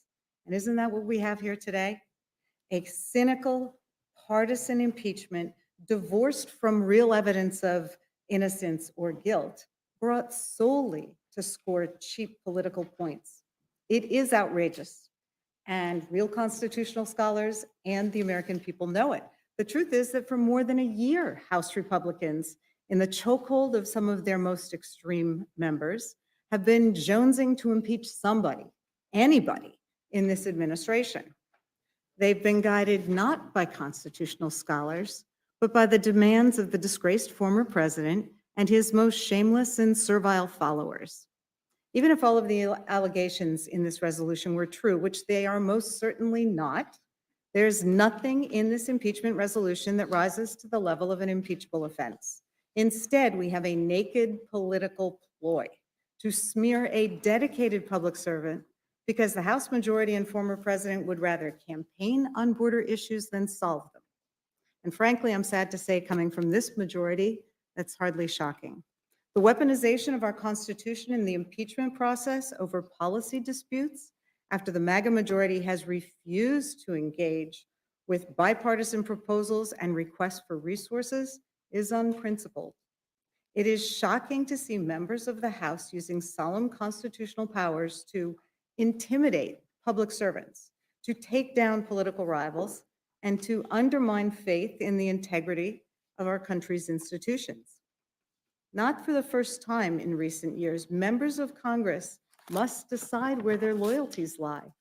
Is it to the oath they made to be faithful to our Constitution, or is it with the former president and the MAGA extremists who run this House? Because that is the choice presented by this resolution. I hope that this time our colleagues find the courage to choose the Constitution, but based upon the proceedings so far, I fear that they will not. Ranking Member Thompson, I understand that the Committee on Homeland Security took testimony from a number of leading nonpartisan constitutional scholars, which you reported in your dissenting views on HRES 863. That testimony echoed that of scholars who've testified in past impeachment hearings. Can you talk a little bit about the constitutional standard for impeachment, and what did the scholars say to the committee? Well, thank you very much. We had witnesses before the committee that basically said that impeachment is not a tool that can be used as a penalty, but it is clearly an extraordinary remedy under the Constitution. It's not a tool for policy or political differences. The framers also never intended for the legislative branch to wield its impeachment power to extort political changes from the executive branch. And so what we heard during our hearings is just the opposite of what the framers intended and what the testimony we heard from expert witnesses before the committee. And just a reminder that the federal government has wide discretion on how to enforce the laws. The Supreme Court has not found till this day that Secretary Mayorkas has broken any law. So for whatever reason, the high crimes and misdemeanor accusations have not been proven. And so we take the position in opposition to this impeachment resolution because of that.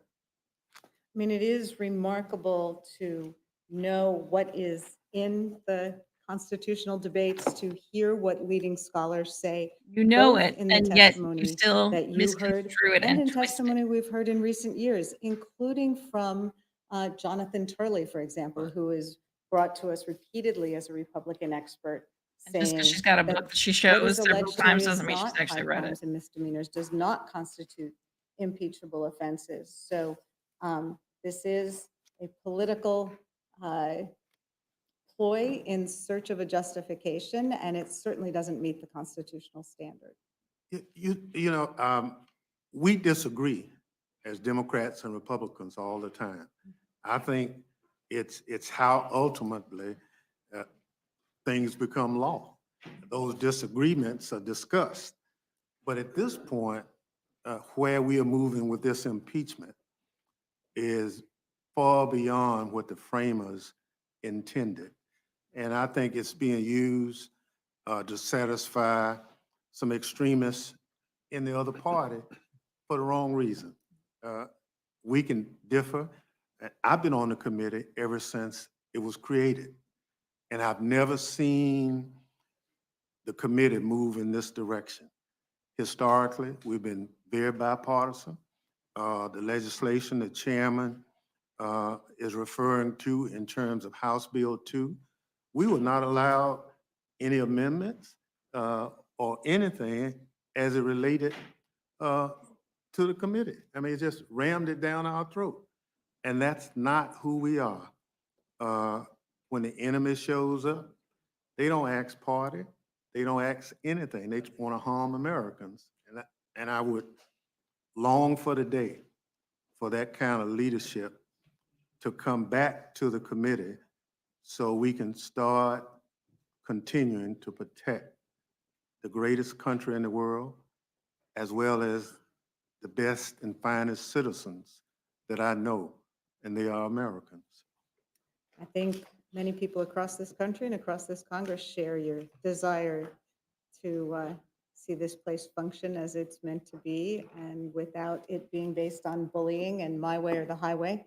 Zero-sum game doesn't work for Congress. It certainly doesn't work for my constituents. And I appreciate your testimony. I yield back. Thank you. Gentlelady from Minnesota is recognized for any questions you may have for the panel. Thank you, Mr. Chair. And I don't even know where to begin.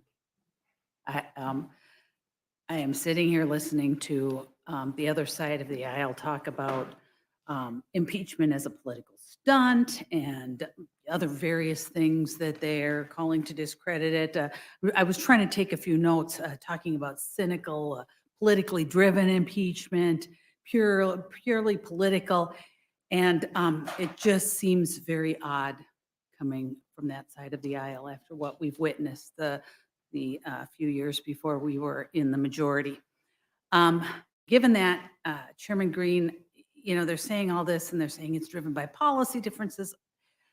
But what you've developed a clear case of willfully failing to enforce the laws Congress has tasked the administration with carrying out. And when Congress instructs the executive branch through legislation, is abiding by the instruction optional? No, it is not. And it is the law of the land when we pass it, and they have a responsibility. As I mentioned before, the Iran-Contra hearing where Democrats said the president doesn't get to pick and choose which of these he wants. It's interesting, this memorandum from Secretary Mayorkas directs DHS employees to violate the law in terms of detaining criminal felons. The law is very specific. It even lists the types of felons. And yet here he told ICE that is not a reason to detain. And those individuals are basically directed by the secretary to not detain them when they're criminal felons. Now, we're not talking about just people who violated the law coming in. We're talking about criminal felons. So that is contrary to the laws this body passed and actually listed the crimes. He doesn't get to pick and choose. And so, yeah, it's not optional. And thank you for asking the question. And I was going to ask you if you had examples that you wanted to put on the record, and you had it right there in writing. So I appreciate that. Sure. Because of your investigations, you are able to have the proof that you need to proceed. And I find it just ridiculous that they continue to call this a political stunt and all kinds of things, because you have the proof that you need. You have done your investigation, you have done your work, you have made a solid case, and I appreciate that. And if there's anything else you have to add that I know there's going to be a few more questions, but if there's anything else, because I am so disappointed that that's the tack that my colleagues have taken from the other side. And so I want to make sure that you are able to say anything that you want to in defense. Sure. This notion about what the framers intended, and I actually have a quote from a Federalist 65, but I really want to go, I know y'all's evenings were very busy, so I'll go straight to the guy who helped write the Constitution, Mr. James Madison. When he ran for Congress, became a congressman, and they were debating the formation of what would become the State Department. And the debate on the floor of the House was, well, what if we create this department, what happens if an untrustworthy person gets in the job? And this is what James Madison said: if an unworthy man be continued in office by an unworthy president, the House of Representatives can at any time impeach him, and the Senate can remove him, whether the president chooses to or not. The founders insisted that Congress has an ability to impeach unworthy cabinet officials, not just presidents. Public officials who refuse to comply with the laws of Congress and breach the public trust are exactly the type of unworthy men that James Madison called them, who were, worthy of impeachment. Our investigation found at least 7 laws where he's disregarded this co-equal branch of government. 40 plus times where I've sent requests for information, he's just refused, not even responding to the oversight responsibilities that we have. We asked him 4 different times to come before our committee. He said no or evaded. Judicial rulings have said cease and, to stop doing certain things, and he's ignored those court rulings. The separate branches of government was set up by our country to prevent tyranny, by our founders to prevent tyranny. And yet he's just operating however he wants to, contravening the laws, disregarding court orders. That's not what we should expect from a cabinet secretary. It's mind-boggling that the It is Democrats why I'm can passionate about this. condone this. Thank you. And I appreciate that, Chairman Green, and it truly is disappointing that our colleagues don't recognize that and they can't see the facts there you've got on paper, that you've talked about the judicial proceedings. And so it's very disappointing that they won't actually help us with this and make sure that the laws are followed. And with that, I yield back. Thank you. Gentlelady from New Mexico is recognized for any questions you may have for the panel. Thank you, Chairman. So we're back here again with extreme Republican politics of grievance and acrimony, chaos over governance. So what I want to do, though, is make sure that we don't become numb to this kind of behavior and to this kind of legislating. Because we must condemn political vengeance and Trump's desire for political revenge every single time it They rears just its can't help ugly head. themselves, can they? When MAGA Marjorie Taylor Greene, as you pointed out, files 10 impeachment proceedings and censure motions, we should say no. Reasonable Republicans should say no. And indeed, as our ranking member pointed out, reasonable Republicans have said no. Former Homeland Security Secretary, as you pointed out, said that the Republicans have failed to put forth evidence that meets the bar. Ken Buck, one of your colleagues, said this is a policy difference. Over and over again, we're hearing that there is a distinction and policy differences do not rise to what the Constitution calls for with impeachment. And to talk about unworthy men is precisely an issue that then James Madison went on to define. So I would point out that after that discussion was had, there was an attempt to say maladministration. So we don't like your policy, right? Maladministration should be a cause for impeachment. So, Chairman Green, your point about unworthy, James Madison himself argued against allowing maladministration or policy differences for being a point of impeachment. And He yet, said, James Madison, and I would this quote I would have on quote this as screen he sought to would beg defeat to differ. that Constitutional Convention amendment. He said, Maladministration, "That which be would render the equivalent, president quote, subject to unquote, impeachment." Equivalent to a tenure doing pleasure of the Senate. There was indeed an effort to make sure there was a separation of powers. So as our ranking member Thompson pointed out, if you don't like what they're doing, take them to court. If you don't like what they're doing, there are remedies unless it is treason, bribery, or high crimes and misdemeanors. Which includes maladministration. So the Constitutional Convention rejected a vague standard of simply unworthy. And instead, I would hope that my reasonable Republicans would also reject this attempt. And I think it is very different than what we've pointed out has happened before. Ranking Member Thompson, I need to tell you that I am so grateful for the work that you did as chair of the January 6th committee. Because you've shown a bright 'Cause light she's for not all biased Americans at to all, see on clearly. prime time and in detail how close we came, how close the insurrectionists came to the members of Congress, some of whom are sitting here today, and our staff, how close we came to allowing a president who had lost an election, who knew he had lost election, from staying in power. And I know from watching you in those hearings, how much you believe in our democracy, how much Oh, you have so worked, as you moving. pointed out, Oh. during your entire tenure. The entire time there's been a Homeland Security Committee, you've been on it.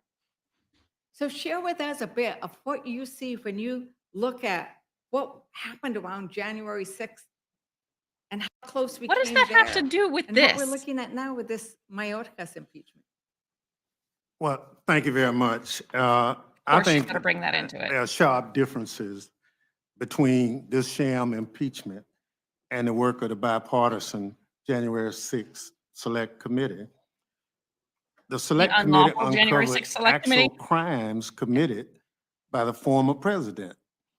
In fact, he's facing trial for some of them in federal court Which and is in still Georgia being right debated now. whether or not they're actually Those are legal. clearly impeachable offenses. And yet he wasn't Republicans impeached cannot allege that or Secretary wasn't Mayorkas has convicted. committed any particular crime, let alone a high crime and misdemeanor.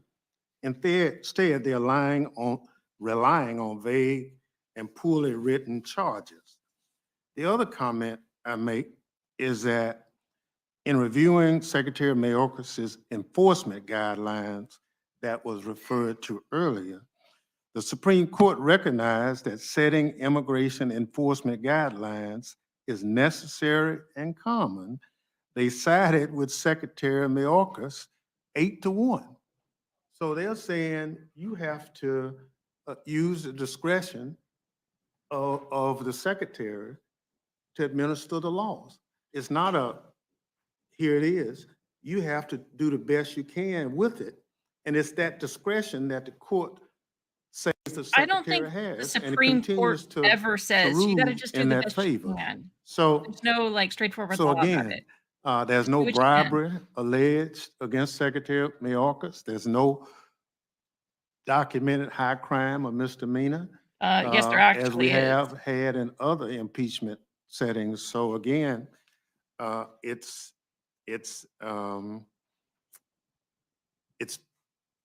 people saying we're going to impeach him and not Just for using fun? any facts that will hold up in a court of law.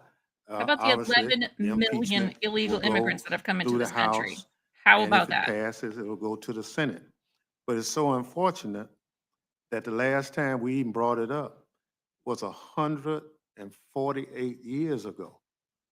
Which should And tell here you we how are bad he's doing. at this point, 148 years later, with what a lot of us think is in fact a sham impeachment.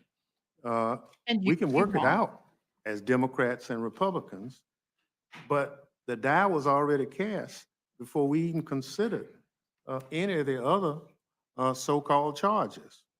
One of the things I can tell you, I offered a simple amendment that the secretary be You offered a afforded due simple process. amendment that said he hasn't been found, And there hasn't been anything was that has been ruled out found of to be order. impeachable about And his then I behavior. offered That an was your amendment, simple amendment. in the markup, and it was defeated.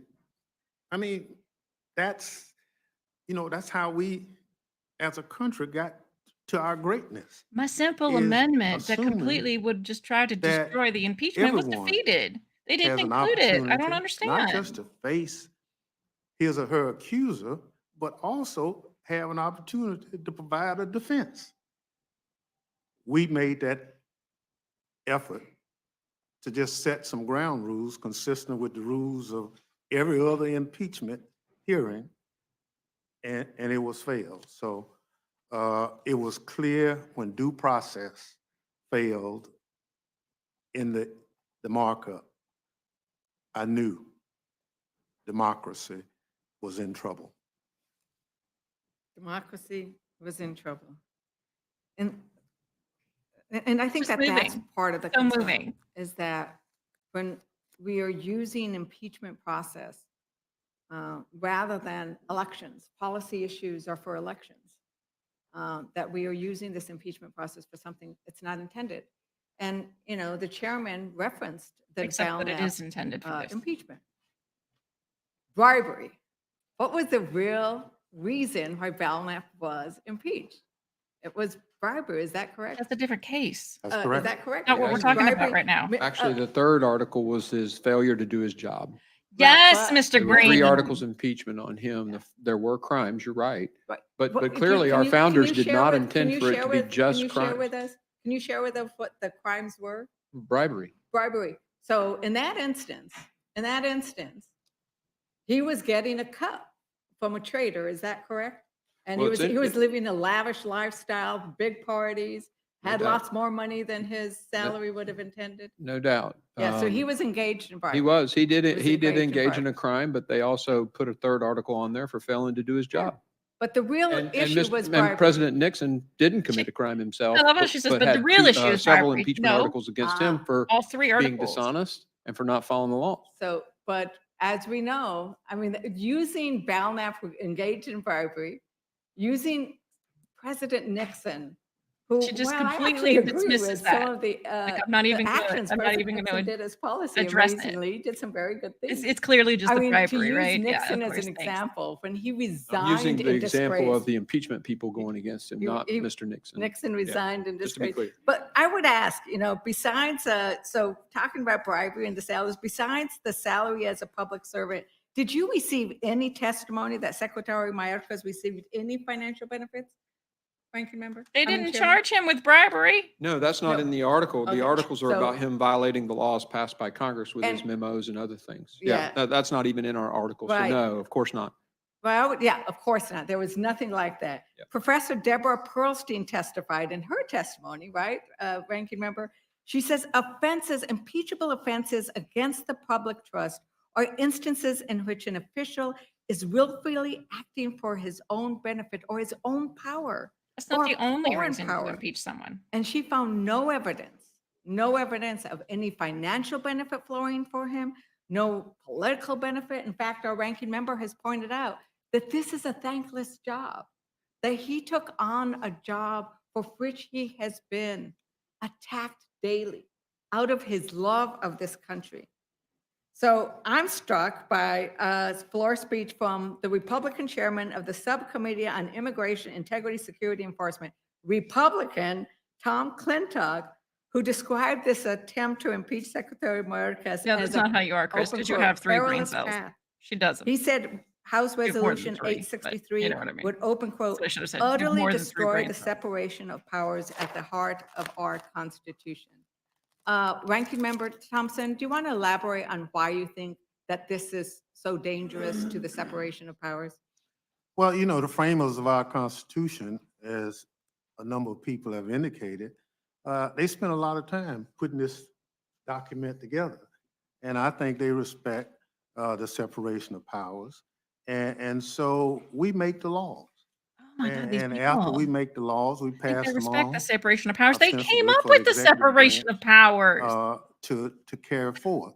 In this instance with the secretary, we don't give him enough resources to do He has job. So plenty. he That has is to- baloney. to He's to asked for less use, and less every year. whatever level that he can to address the problem.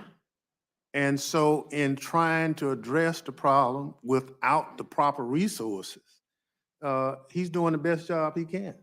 Then why but does he's he not ask for breaking the less law. every year? He's just doing the best It's he just a, can with the it's just a resource resources that problem. Congress He's has just doing the best he provided. can with what he has. So he's As asking I for less said, and less every year. A majority of our committee who's had an opportunity to vote on provide more resources to the department have voted against providing resources.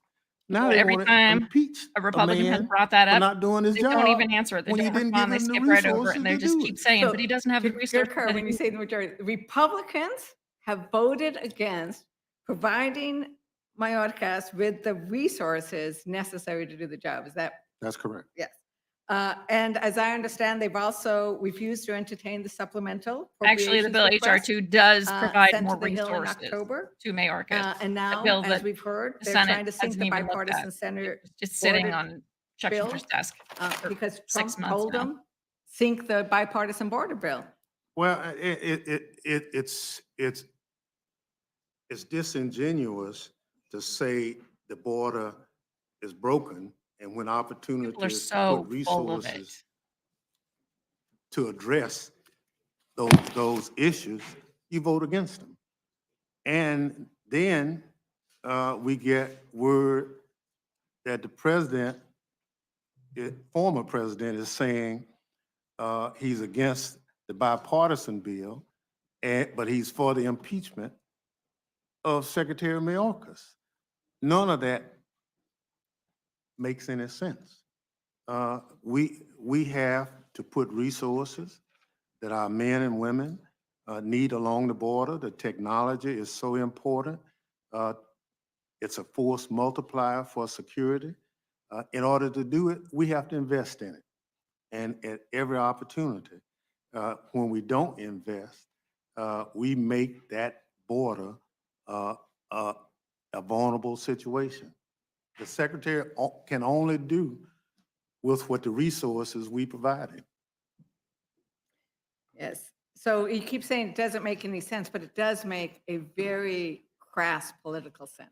Is if you want to run on this and you want to have the chaos, because Republicans seem to run on chaos. But sadly, we actually do know what an impeachable offense looks like, because the American people lived through what evidence of high crimes and misdemeanors look like. We in this room lived through You mean what the ones he evidence was of high acquitted crimes of? and misdemeanors look Those like when impeachments? Is that what you're talking insurrectionists about? The stormed two? the Capitol, He tried twice threatened to and he was hang Vice acquitted President both Pence times? and kill Speaker Pelosi. They attacked us because Trump wanted to delay certification and in essence overturn the 2020 election. That violent attack on our democracy led to the death of 5 law enforcement officers and seriously injured 140 more officers. That's what an impeachable offense looks like. That's what high And yet he crimes and was acquitted. misdemeanors look like. Strange.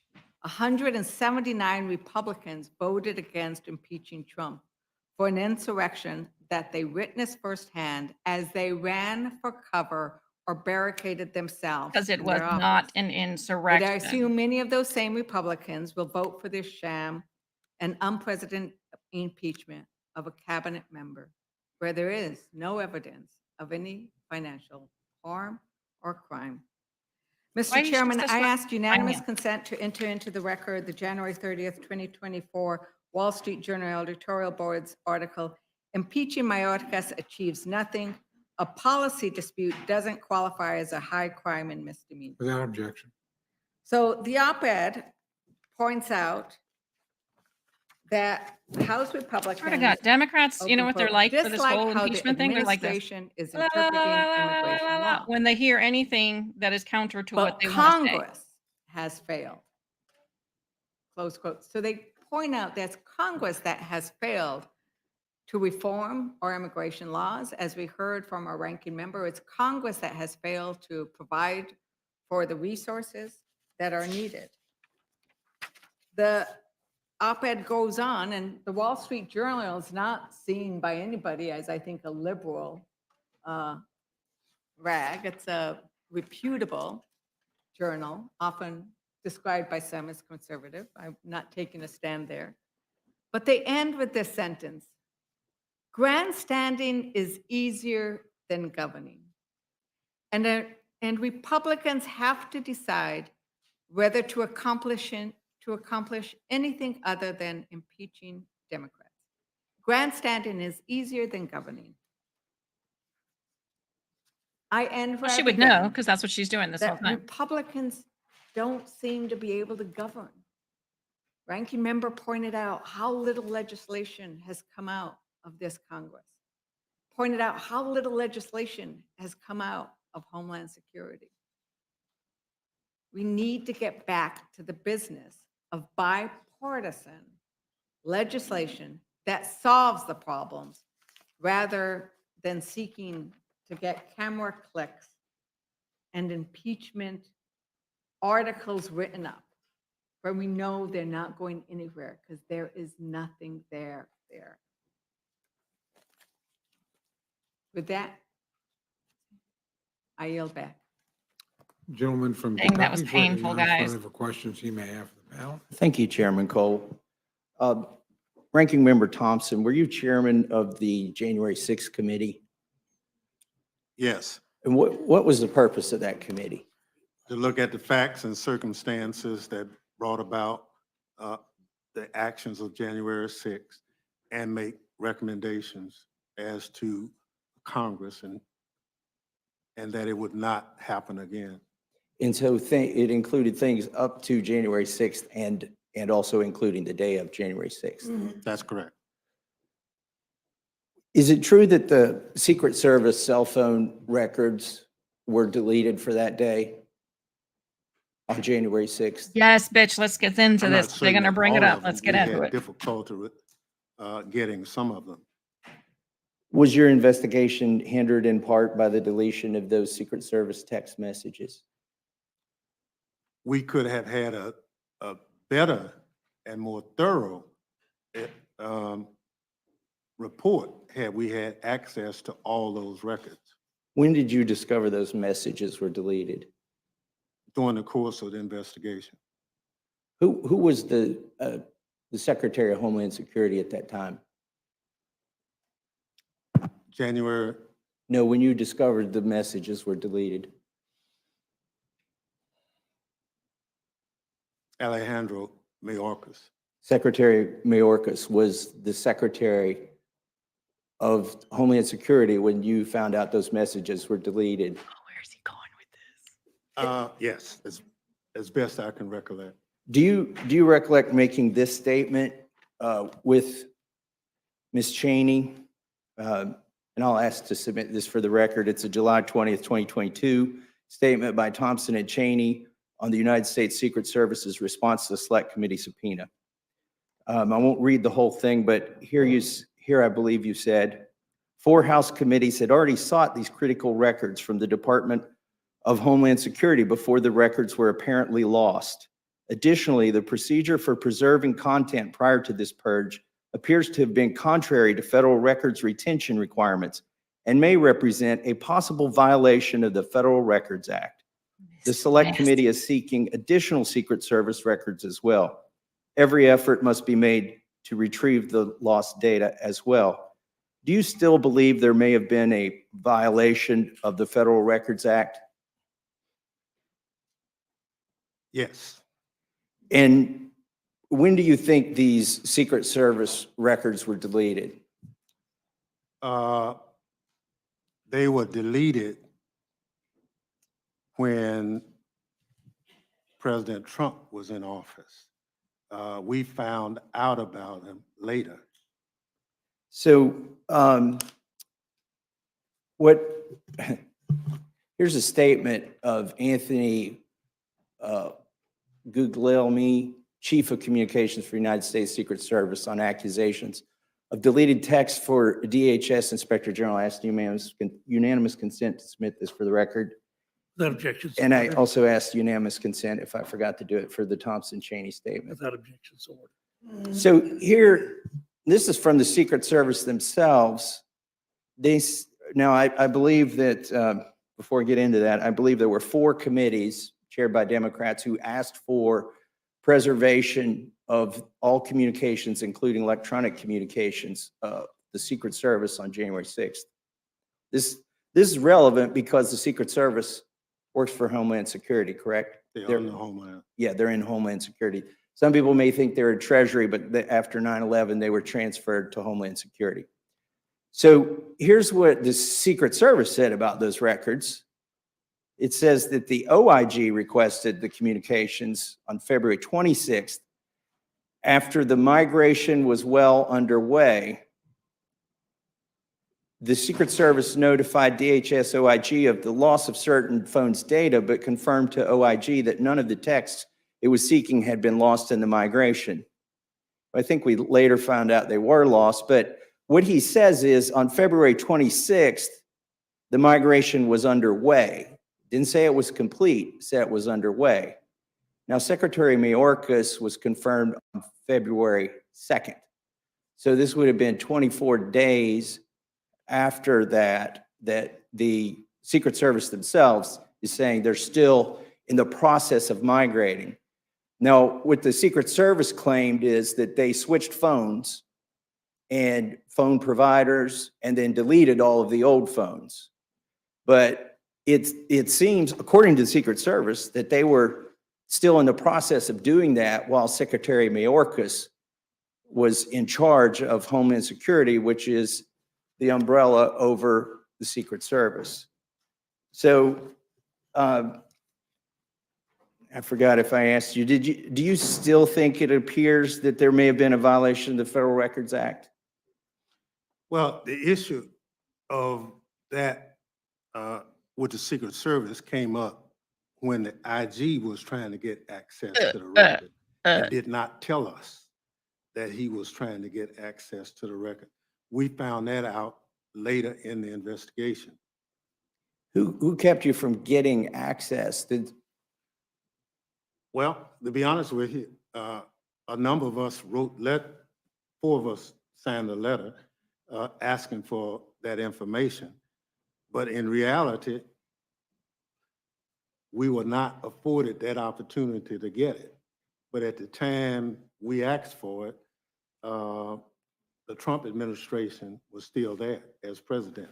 So did Secretary Mayorkas hold anybody accountable for the deletion of those records and those cell phone records? I'm not aware of it. Are you still trying to get them from Secretary Mayorkas? Well, you know, our committee has disbanded.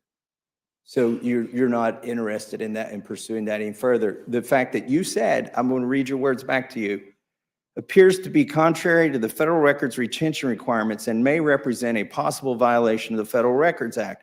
I think if 4 committees of Congress gave a preservation notice and the Secret Service deleted those communications, that's obstruction of Congress. I think we should still be looking into that, regardless of when we found out about it. And frankly, regardless of who the president is. But it seems to me that Mayorkas hasn't done anything about this. And according to the Secret Service statement from 2022, it looks like they were still in the process of deleting these cell phone records when Mayorkas was secretary. I would hope that he would be as troubled about this as I am. Let me ask you, let me tie this back. Who is responsible on January 6th? Who was responsible for the health and well-being of the incoming vice president? Of the incoming? This would be Senator Kamala Harris at the time. She was under the protection of them. Well, obviously, Secret Service. Correct, the Secret Service. So where was she on January 6th while all this was going on over at the Capitol? I don't know. You know she's going to get in, or he's going to get into the pipe bomb. Let's wait. Do you know there were pipe bombs allegedly present on January 6th? I know there were 2 pipe bombs, one at the Democratic headquarters and one at the Republican. So you're in charge of the entire investigation of what happened on January 6th and what led up to January 6th. And you don't know that the vice president was in the incoming vice president was in the DNC when that pipe bomb was sitting there. Dude, I don't, you know, we did not, our investigation was looking at the facts and circumstances. We knew that there were pipe bombs. I'm sure the evidence will say she was wherever she is, but you know, I'm trying to get to your point. okay. Well, my point is, if this bomb had gone off just a few feet from her, this could have been the worst assassination since JFK. And I looked at your January 6th report, and can you tell me what you wrote about this pipe bomb and the fact that she was almost blown up that day? The gentleman, Not right now. No, it's in the report in terms of the submission. It's not in the 850-page document. So you guys did, your committee did investigate the pipe bomb or did No, not investigate we- the pipe bomb? Well, I'm trying to figure out, we're not a criminal investigation. We are, we were an oversight body looking at the facts and circumstances. We were not a criminal body to see who laid the bomb or anything like that. Okay, I'll give you that, but here's, it seems like a lot of criminal indictments came out of your, the result of your investigation. Yes. But here's my concern. So we unearthed a video, I don't know if you've seen it, when that second pipe bomb is found. And the Secret Service, it's a videotape of the DNC, and a person who doesn't have a uniform on, we're told it's a Capitol Hill police officer, found that bomb, walked over to incoming Vice President Kamala Harris's detail, told them there was a pipe bomb. They Now, I finished believe that to lunch be true because I've since and talked got to the out. Capitol Police and talked to one of the people on the scene that day. They went over and told the Secret Service detail there was a pipe bomb there. On this video, about 4 minutes elapsed before the Secret Service responds. They had to finish This their is why lunch. I'm interested. I know you were very interested at one point in the deletion of these Secret Service text messages, but this is why I am interested. And I would have thought the January 6th committee would have been interested in the two most threatening weapons that were present on January 6th that day. But what happens is a police officer without a uniform on, but must have been known as a police officer to the Secret Service, tells the Secret Service, there's a bomb over here. It takes them 4 minutes for the Secret Service to respond. It takes them 10 minutes to evacuate Kamala Harris, and this bomb is maybe 15 feet from the building that she's in. And this is why I wonder if you're still the least, bit curious about why Secretary Mayorkas has not followed up on the deletion of all these Secret Service texts. Does it bother you that they deleted them? Well, it bothers me that we did not have access to all the tapes, but it also is within the purview of the OIG. And we don't have any say-so as to what they do until they finish their report. To my knowledge, they've not completed that report. It's not within the purview of the Well, there were OIG to 4 delete committees, evidence. as you told us here, that requested preservation of those Secret Service communications, and they specifically said including electronic communications. And then the Secret Service proceeds to migrate the phones to a different carrier and destroy the phones that were in their possession. Part of this migration, at least part of this migration, happened while Secretary Mayorkas was in charge of the DHS, which is what the Secret Service is part of and reports to. This is concerning to me. I don't know if I would have drafted the same articles of impeachment that we see here today. I think if you gave 435 people the job, you get 435 answers. But one of the things that concerns me greatly is here we had on January 6th, what we are being told are by the FBI and the ATF, viable bombs within just feet of the incoming vice president, first African-American female vice president in the history of this country, is within feet of a bomb, a viable bomb, for over an hour. The Secret Service takes forever to respond to it. And here we have Secretary Mayorkas, who was over all of this, not on that day, but I'm not as concerned about that day as I am now about the information we can't get and the information that he hasn't tried to get, as far as I can tell. And I've spoken to the OIG about this. There's apparently it's still the word of the Secret Service that this stuff is deleted and it ain't never coming back, because they didn't just delete the electronics, They destroyed the phones. This is concerning to me. I believe you were correct when you made this joint statement with Ms. Cheney, saying that there was a possible violation of the Federal Records Act. And when there is a possible violation of the Federal Records Act in response to and in contravention of a Preservation Act from Congress, which is trying to investigate this very serious event, I think it's the most serious but least investigated event of January 6th. The fact that there was a pipe bomb just feet from the vice president and the Secret Service. They didn't find it when they swept the area, apparently, and they didn't respond to it for minutes after they heard it was there.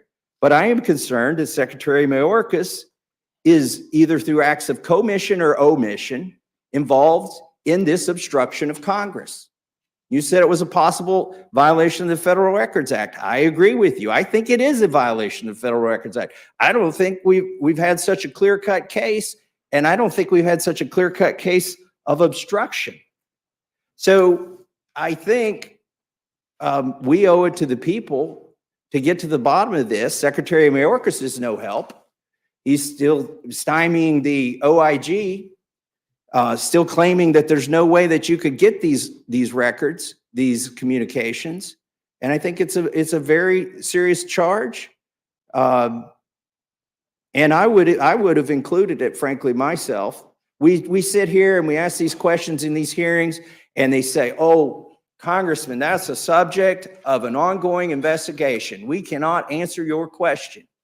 But when they say that to the OIG, we have another problem. These are the people that are set up to oversee what we're supposed to not be privy to, although I would argue that we should be able to get that too. And I believe that your committee and the other committees, of which there were 4 who asked for these records, were within their rights and obligations to the American people to get those Secret Service cell phone texts, but they apparently don't exist anymore. And they disappeared when Mayorkas was Secretary of Department of Homeland Security. I've got a real problem with that. You want to say anything before I conclude? Dang, Thompson? Mr. Massey. Well, Yes. I put it to you like that. Chairman Green has subpoena power with our committee. If he wants to look into that, I'll support it. Are you concerned about the lackadaisical attitude of the secret, or maybe you haven't seen the video? Have you seen the video of this discovery of the second pipe bomb? No. As the chairman of the let me just J6 say, committee? A lot of what you've said here today, I have not been privy to.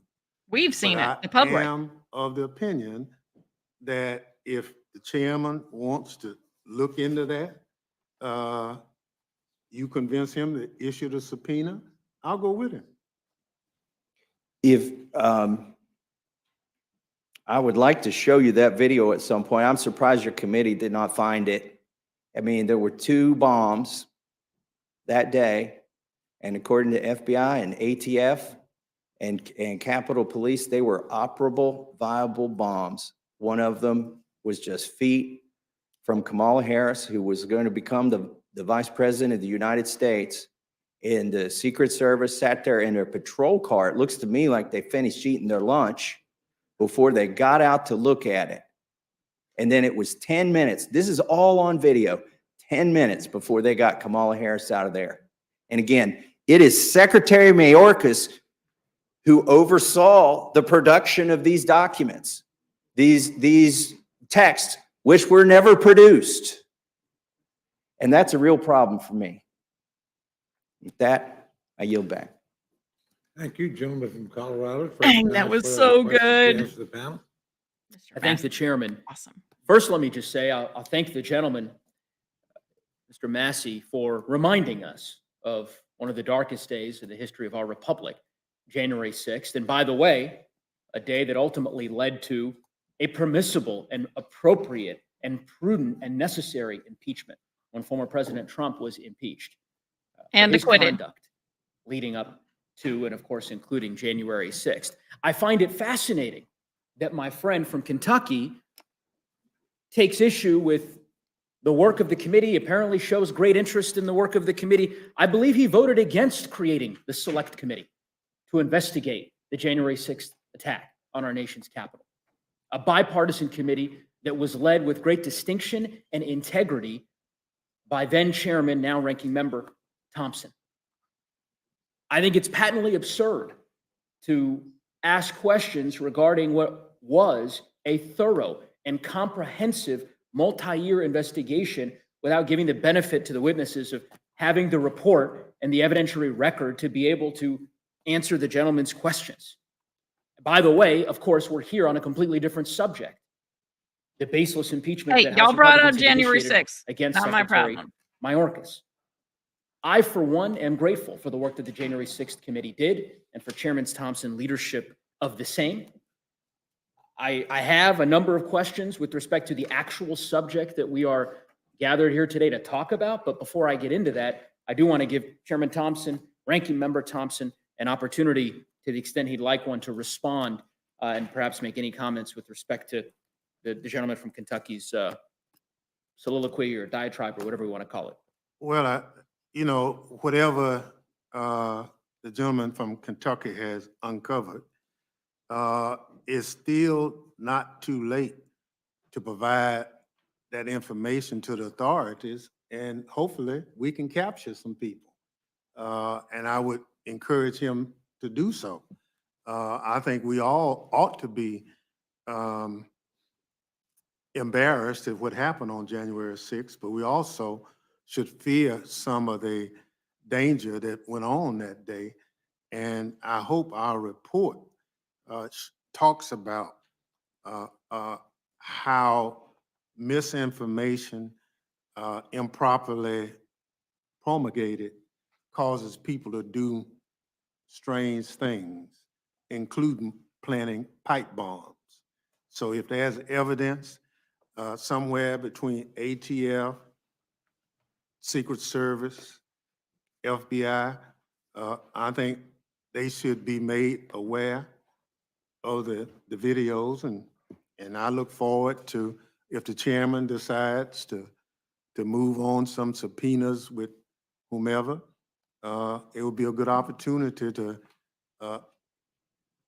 add to the record of the work of the Select Committee. I thank the ranking member, and again, extend to him, I think, our gratitude for the work that the Select Committee on January 6th accomplished. Chairman Green, I want to talk to you about the Doesn't sound subject like that we're much. here to talk about, which is the impeachment proceedings that you've initiated and the resolution against Secretary Mayorkas. I think it's pretty clear to me, I suspect to most Americans who've been watching this proceeding and who watch the proceeding tomorrow on the floor, that this is a total waste of time. It is going nowhere. Here we and it is go. a distraction from the real necessary work that Congress needs to perform to address the consequential challenges that we face as a country. Chairman Green, I have an editorial here. I'm going to enter it in the record. Listening to him, the I title feel is like the Americans guy are the behind victims him of the looks. impeachment inquiry. It's an opinion piece. The subtext is a lot of bipartisan legislation that enjoys widespread support sits gathering dust while Congress focuses on the impeachment inquiry. I assume you disagree with this? I do. You do. It's interesting. These are your words. This is an editorial that you wrote 5 years ago during the debate about the impeachment of former President Trump. It's written by Mark Green, guest columnist Different in the Tennessee impeachment. local newspaper, I take it, in your It is state. indeed Nashville. Americans are the victims of the impeachment inquiry. A lot of bipartisan legislation that enjoys widespread support sits gathering dust while Congress focuses on the impeachment inquiry. It's fascinating to me that you've changed your tune. And I'll ask that this, I'll give you a chance to respond in a moment, Mr. Chairman. I'll ask that this be entered into the record. Without objection. Part of the challenge for me and so many of my colleagues on this side of the aisle is the hypocrisy that unfortunately we see from our colleagues who argue one thing and then a week later, a month later, a year later, 4 years later, as the case may be in this instance, argue the exact opposite. Now, the chairman or the former chairman, our ranking member, Mr. McGovern, asked you, Mr. Green, Chairman Green, a series of questions about process. And I want to give you a chance, to perhaps expound upon a bit of this and maybe explain to me and the American public your thinking. Is it your contention that you went into this impeachment proceeding with an open mind? You're not, I assume, taking that position, right? It depends on sort of the process when someone becomes convinced that it's the right thing to do. I can't tell you exactly the day when I said, no, this really is, he needs to be impeached. Can you give me a time period? A season? Gosh, I mean, Spring, we started fall, this winter? almost as soon as we what does got that even matter? into the majority. So, no, I couldn't tell you when. Okay, actually well, I made mean, the decision. It seems like you were about to say maybe springtime, which would comport with the New York Times article. We're putting words in his that mouth now. Chairman McGovern mentioned. And I know, and I'll give you a chance to, perhaps if you want to, again, expound upon this. That article is from April of last year. This is a quote from that article. The Republican chairman of the House Homeland Security Committee promised donors this month that he would produce an impeachment case against the Biden administration's Homeland Security chief, Alejandro Mayorkas, saying that the secretary's appearance before the panel this week would be the beginning of his demise, end quote. So this is before your committee has heard from Secretary Mayorkas. It's before you've had the witnesses that apparently have come before your committee. It's before you've had any meaningful debate. You decide a year ago, maybe a little less than a year ago, that you're impeaching him. But it's not just up to him, That's not though. what we said. So is I'm this sorry. article inaccurate? Yeah, parts of it are actually. And you take, as Mr. McGovern. I've been queried about this many times. Okay, well, I think it's important to get to the bottom of that because apparently the New York Times, at least in this article, says this is based on audio recordings of you at this event that apparently Mr. Jordan, the chairman of the Judiciary Committee on which I serve, was also in attendance. So, if that's inaccurate, I think you should get it corrected because to me, it seems like, and I just can tell you, as the American people begin to dig into this and learn more, I think what it will seem like to them is that this process was rigged, that it was stacked. At the end, I'm part of the American people, and I don't think that. I know that you all and House Republicans and my colleagues on the other side of the aisle have taken issue when you believe that an impeachment proceeding is rigged or stacked from the very beginning, as this impeachment proceeding was. And just to give you an example of this, in October of 2019, your office issued a statement.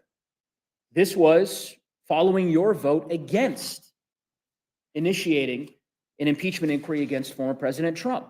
The first 4 words of this press release, quote, "The vote is rigged." The next 4 words, "The deck is stacked. That's why I will be voting no on today's resolution to formalize the impeachment inquiry against President Trump." So you took issue with a rigged process in your view, what you characterized as a rigged process back then. 5 years later, you're head of this committee. You're, a court apparently telling folks that you were going to proceed with impeaching Can someone Secretary turn the phone Mayorkas off, please? 10 months Very before you distracting. actually initiate those articles. I don't know how you square that, but I'll give you an opportunity. Yeah, Go ahead. thanks. No, we started a 5-phase process almost as soon as we came in here looking at I'll give you the 5 phases: dereliction of duty. The second phase was how the open border had, empowered the drug cartels. The third phase was the human cost, and we brought in all sorts of people to talk about human trafficking and the deaths of fentanyl and things like that. We had a phase that was the costs. And it's huge, $400 and something billion that the open borders cost in the economy. And then waste, the empty ice beds, the empty hotel beds. This took almost a year. We've been at this almost a year. So Can I ask you about that to 5-phase? suggest that it's some kind of abbreviated, rushed process that's fabricated or whatever. I don't remember your exact words, but that's not fair. That's not a fair characterization. This has been a very thorough, systematic process that was done to get to the details and produce a report that's 400 pages long. I hear you. Let me ask you about the 5-phase plan, because it's interesting. Do you? Apparently, you Do you say that really? some of these quotes are misquoted in terms of this New York Times article. The 5-phase plan piece of it was not. So No, this is, that's right. We Okay, talked so about that what was the right. intentions Yeah, were, so what the intentions were, but not what the conclusion is. I see. Yeah, very important. So the part where the New York Times says, quote, that you had a, quote, 5-phase plan for doing so, and that the Homeland Security would, quote, put together a packet and we will hand it to Jim Jordan and let Jim do what Jim does best. That part is true. The part where you say that you're proceeding with impeaching Secretary Mayorkas, that part is false. That's the, I'd have to go back and look at that again, but this is what I do know. I have looked at it in the past. This was months ago when it was brought up by my colleagues on the committee, and there were aspects of that article that were not true. That's what I do know. I will, I'll move on to talking a bit about the process. Okay. That press release that I quoted in 2019 your office identified a number of issues that you Yes, he took is, David. with respect to the process that the former President Trump experienced in terms of the first impeachment back in 2019.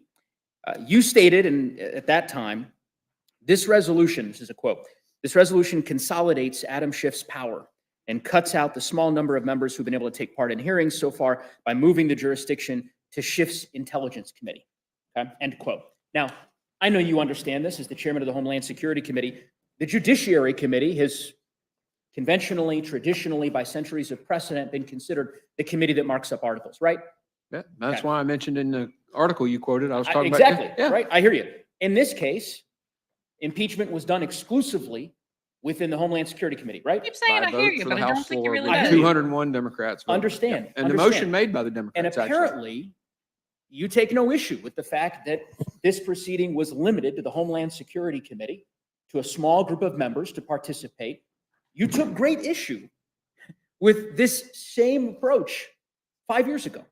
No, Again, because part Homeland of my Security frustration, is and I a think the frustration valid that the American people committee. experience is J6 this was sense not. of hypocrisy, that this isn't on the level. I'll give you another example. This perhaps was the most astounding example of all. This press release states, and I'll quote, this is in reference to the impeachment resolution. The resolution subjects the minority's subpoena authority to Schiff's whims and refuses to guarantee that the minority's witnesses will even be called, end quote. Ranking Member Thompson, did you have subpoena authority in this proceeding For, to call witnesses? yes, And was that authority limited anyway? Did it require the approval of the chairman or any kind of assent? in terms of, repeat it again, your question. With respect to the subpoena authority that the minority had Oh, in Homeland Security in No. this proceeding, you weren't able to call witnesses that you believed were deemed relevant. No. It required the assent of the chairman. yeah, well, we had 2 hearings. Yep. Basically. We were able to afford witnesses, but that's it. We did not subpoena anyone. Got it. You didn't have subpoena authority. No. So to that end, and as the ranking member has articulated, in 2019, Mr. Chairman, Chairman Green, you took great issue with the notion that. And I voted against this one coming to my committee, just so you know. Well, I appreciate that you voted against it coming to your Wait, committee, Chairman, but of course I'll yield. to No, the I floor. just, I think we want to be a little bit more honest here with everybody about the circumstances to which this was referred to the committee. It wasn't that there was this bipartisan consensus that we should investigate Secretary Mayorkas and send it to the Homeland Security Committee. Basically, we were responding to an initiative by Marjorie Taylor Greene. That's right. Yet another one of her impeachment. Yeah, they have it out from Marjorie in this And committee. the choice was either a snap impeachment on the spot or a referral. The idea that this is a bipartisan consensus to refer to the Homeland Security Committee to pursue this is just disingenuous. It's just not the case. It was either a snap impeachment or it was this. Precisely. I thank you. I couldn't agree more. And again, Chairman Green, to the extent that you believed that Ranking Member Thompson and the minority on the Homeland Security Committee ought to have the ability to have subpoena power, as you apparently believed 5 years ago when you voted against the impeachment inquiry against President Trump for that very same reason, you could have easily articulated that. You did not. So Two again, completely different committees. The hypocrisy. One legal, Yeah, one we have a not. policy in the committee. If he wants to subpoena somebody, he can come to me and we do it. We issue the subpoena. He never came to me asking to subpoena That's what- anybody, and we authored, every witness he asked to bring got to come. The resolution, again, the issue that Ranking Member Thompson, of course, That's it. happy to yield. Well, it not necessarily a subpoena, but we asked for a minority day on the committee, and it was denied. Denied. It was not denied. We haven't posted a date on it yet. We're following Chairman After Nadler's the policy. impeachment?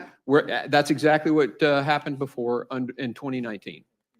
So your contention is that apparently will work to schedule a minority day in which you'll be able to hear witnesses after you voted to impeach? As Chairman Nadler said, there is no precedent for it happening before the articles are brought. Quoting Chairman Nadler, Again, the Judiciary Committee which Chairman, you sit on. these are the very same processes that you railed against 5 years ago. This is my point. So I mean, I get it. I You can't understand. say anything I now, hear you. dude. You're in the majority. You make the rules, but spare us this, this sort of sense that any of this is intellectually honest or candid. It is not. It's folks saying one thing one day, and then 5 years later, as the wind shifts, It's just doing the saying same other. things In you any guys event, I did. will move on. So don't. I will quit your say, bitching, I in thought other words. that the effort that Ranking Member Thompson and Homeland Security Democrats made to offer an amendment that would have provided standard due process, at least at the bare minimum, to Secretary Mayorkas in the Because impeachment that's so process. important to you now. was It wasn't important when you were prudent, impeaching Trump. And the fact that it was rejected by House Republicans in that committee and opposed by you, Mr. Chairman, and every Republican on your committee, I don't understand how that vote can be justified, but that's for you to defend. And Ranking Member, to the extent you'd like to talk about that, I'd welcome it. Well, I think one of the fundamental tenets of democracy is due process. And I was trying Apparently to not in this establish committee. some Snoop. ground rules by which this impeachment, as it was going forward, that Secretary Mayorkas could at least have an opportunity to present witnesses, to see what the charges were, just basic due. It was denied No, it wasn't. He never, in the first responded. hearing, in the or he formal just said he wasn't hearing, going to come. I offered an amendment to that process, plain and simple. He was never Every denied. That's an Republican on the outright committee lie. Voted against due process. I think it's shameful. And while I'm grateful to you, Ranking Member, for initiating that, I regret that our colleagues on the other side of the aisle didn't see it the way that we do. I will just conclude here talking a bit about the. I like how they sit on their substance high horse now, of but this. all of the Well, things they did. I use that word they still liberally. try I to don't- continue there's to do very in little substance here, but to the judiciary extent that, system now with Donald Trump you can is call to it that. deprive I'd like to him of talk due about the process. actual articles. I read through the resolution that was marked up in the report, as well as the dissenting views, which I thought the latter of which were incredibly powerful and compelling. Here's what I'm trying to understand. So, Mr. Chairman Green, you, I know, understand the constitutional standard for impeachment of federal officials, presidents, cabinet officials, and so forth, right? Yeah, I Okay. think I do. What crime are you impeaching Secretary Mayorkas for?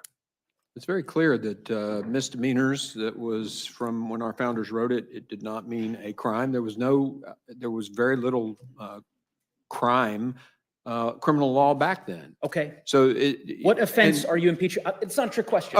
So you want to know why we're The standard under the Constitution, right? Yeah. Bribery, treason, or high crimes and misdemeanors. It sounds like what you're saying is that you are impeaching him for a high crime and misdemeanor. That is correct. That's your yes. argument. Okay, what high crime and misdemeanor are you referring to? So 7 instances of basically subverting the laws passed by this body, right? So we said shall detain, and he created systems where he didn't. Okay, He so created the legal crime did pathways not that want don't this to be exist. democracy. Okay, so I mean, the- you can't just say, I hey, hear I don't you. like the way the immigration laws are written, so I'm just going to do them a different I'm way. going to give you an If he wants opportunity to do that, he can come to Congress and write the law. Chairman, I'm going to give you an opportunity to expound on this. Okay, so I think what you said was subverting the law. So the high Yes, crime and so- misdemeanor yes. that you believe he should be impeached for is, quote, subverting the law. Part of What are it, the yes. elements of proving that high crime and misdemeanor? There's no elements of. How are proving you it. going to go about proving that during a trial in the Senate? I have a memorandum from him where he actually orders his employees to do just the opposite of what the law says. I'm not asking you Oh, I thought you for asked for the the evidence. evidence. I'm Okay. asking Yes, you you for did. the You elements. exactly okay? asked. Let me try to explain this to you. And I understand we're Oh, not, so you're not a lawyer by condescending. training. You don't want to smack him. I served as one of the prosecutors during the last impeachment, Yeah. after January 6th. I stood on the floor of the Senate. The one you lost, Made you the mean? case to the senators that President Trump should be impeached for a constitutional crime. We laid out specific elements and then made the case for why the evidence, that much of which, of course, was later further developed by the January 6th committee, ultimately tied into proving those Well, elements. if you're an attorney, So, then you clearly I'm asking understand there you- are no elements to a high crime. There's no place in the code So where there you're- says these are the elements of a high crime. Got it. Okay. Okay, So I mean, your you- contention is that you can, pass a resolution of impeachment, walk into the United States Senate, say, you know what, here's the high crime and misdemeanor, and whatever, if I say I have evidence to prove this crime or misdemeanor, I'm not going to define what the elements are necessary. I'm not going to define the mens rea required to prove this particular crime or offense. I'm just I going think to the say, mens rea is I easily believe provable that by the memo he that subverted the he's law, and so discussing where therefore Yeah. he's impeached. Mayorkas said he you did disregard subvert the the law. law.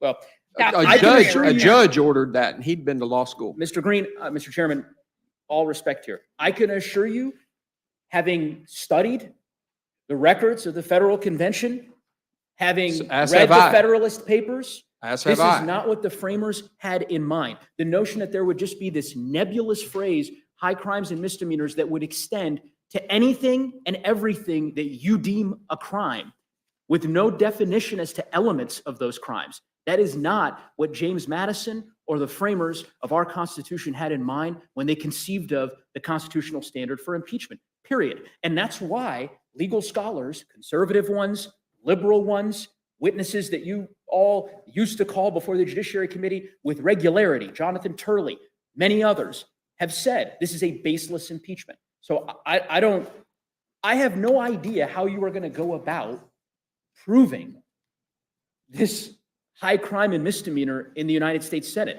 I suspect that's why they will reject this the moment it comes over, because unlike prior impeachments, that there hasn't been a good faith or cogent attempt to lay out precisely what the offense standard of proof would be and the ways in which the evidence, and I understand you said 400 pages, you believe you have ample evidence of this particular policy violation, which This guy who lost his you impeachment. characterize it that way. It's I laws written understand by you- Congress. I Laws, understand. very important. I understand, difference. but your own words, policy violation, No, that you believe led to a break in, or rather law, a violation of the law. yeah. So I understand that that's what you said, but I'm just telling you that this is not what the framers had in mind. I think I missed this exchange that my colleague, the distinguished gentlewoman from New Mexico, engaged with you on a colloquy around James Madison and what he said during the federal convention, and the fact that maladministration was specifically rejected. And I rejected it as well. term. And you rejected as well. It's interesting. The You mentioned- Maladministration. was Maladministration, rejected. got it. But You mentioned a not 5-phase the- plan Yep. at the beginning Yep. of this questioning. You said the reasoning. first part of that was dereliction of duty. Yeah. Do you know what a synonym for dereliction of duty is? If you look in the local, if any He's thesaurus, not brought up if here you in these Google it, articles. dereliction He's of brought duty- up in the articles Sir, for let me breaking the finish my law. statement and then you can respond. Okay, thanks. The synonym for maladministration, any thesaurus, anybody who's watching, it can Google it, is dereliction of duty. That has been your definitional narrative for this impeachment from day one. It's what you told this group that you attest was, the underpinning, the first part of your 5-part plan. So the notion that this is not anything more than policy differences that have now been, apparently enveloped in supposed violations of the law, I just don't think the American people are going to buy it. You and I disagree, and I will tell you this, Appreciate though. If you ever come before my committee, I will never insult you for not understanding what a Whipple procedure is or how diabetic ketoacidosis goes, okay? I hear you. I promise you. I'm not Promise you insulting that. you, sir. Yeah. I'm not insulting you. The point here is. I've read the Constitution. I hear okay? you. I've read, and I'm not an Impeachment. unintelligent human being. Nobody is accusing you okay, of that. What I okay. am suggesting I'm is that telling you the what Madison impeachment said, and constitutional my standard, interpretation of it. sir, the impeachment constitutional standard is an exacting one. And when That managers, is if in fact false. this impeachment is approved, 100%. I understand you're an It is accomplished not an position exacting that one. you've That served is our why there country. is so I much have debate respect about it. for you. What I am suggesting to you is that if and when this resolution passes, managers will be appointed, and they will have to walk over to the United States Senate and to present these articles and to prove that, in fact, a constitutional high crime and misdemeanor has been committed. And what I am saying to you is that your report does not outline the elements of said offense and does not provide a clear sense, roadmap to the country, or in this case, to the accused, the cabinet secretary, who you are trying to impeach for the first, or rather the second time in the history of the American Republic. There's a reason That doesn't make it Sir, wrong, though. that this is rare. They There's usually a reason, resign, that's sir, why, there's a or get reason. fired. There's a reason why no Congress, Republican-led or Democratic-led, has tried to impeach a cabinet secretary since William Belknap in 1876. 149 years. Another precedent that this Republican Congress is slated to break with apparently great pride. So please don't mistake the passion that I have and that my colleagues have on this side of the aisle for anything but a passion for the Constitution and a very deep concern it's for the way in which condescension. I believe it is being undermined Don't by be this mistaken, proceeding. I will sir. yield back the balance of my time to the chair. Thank you very much. The chair would advise the committee and our witnesses that voting is underway. So we're going to recess, subject call the chair, but I would ask you to reassemble immediately after the last vote.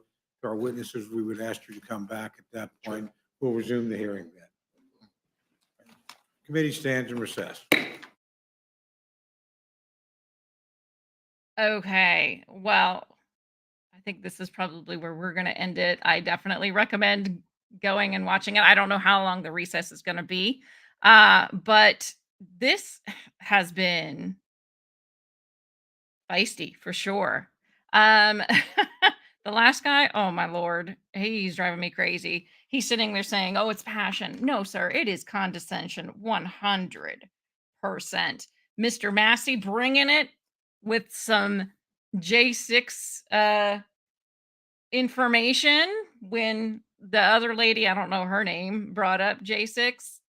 Mr. Massey was a badass tonight. Yes, sir. Thank you so much for just going right back at him. I know. It peed me off too. He was really rude and he does need a lesson learned. Yeah, and this is the guy who said he openly admitted he prosecuted the Trump impeachment. I don't know if it was both or just one, but clearly he lost it because Trump was acquitted. So I don't think he should be giving anybody tips and tricks. No, thank you, sir. We're good. But it has been real, but not real fun. I know. But come on, guys. Mr. Massey was great. That part was amazing. Amazing. Okay, so tomorrow, let me double check and see if they have a time up yet for the actual vote. Let me look really quick. Vote in the full house is supposed to be tomorrow. As soon as I know, I will put it up and we will watch it. Let's see. I don't think it says so yet. So I will keep my eye out for it. And as soon as I do, as soon as I know, I will put it up. Yes, so we can watch it. Yes, the sparks were flying. It'll probably be a long one, I would imagine, because there's going to be more back and forth. And I hope Mr. Massey adds an amendment to it. Maybe he and Mr. Green will talk after this this session here. But we will definitely be watching that one tomorrow to see what is going on. But fantastic. A lot of very painful parts. Yeah, because just, the same as usual, the Democrats are just talking, but not doing a lot of listening, really. They are just simply trying to make their point. They ask a question and then they talk over the witness as they're trying to answer and trying to say either, yeah, I agree with you, or no, I don't, and here's the reasons why. And they're like, yeah, I hear you. But they're not hearing anything clearly because they're just continuing to talk and not listening at all in any way, shape, or form. So thank you guys for joining me. It was a lot of fun. This was a good one. Even the ones that piss me off, they're good. They're usually the ones that piss me off are good because, those are the ones you're passionate about, right? If it's pissing you off, you're passionate about it. So that's a good thing. But always good to know what your representatives are saying. right? These are the people we elect. We, the people. That is our job, is to elect the people that are here to represent us, which is why it's so important to watch these hearings and to know what they're saying and what they're doing and how they're voting. So tomorrow we will see the vote. All right, guys, thank you. And I will see you later. All right, bye. You down on the softly spoken words and notions that delight, but you're right down the path I know too well.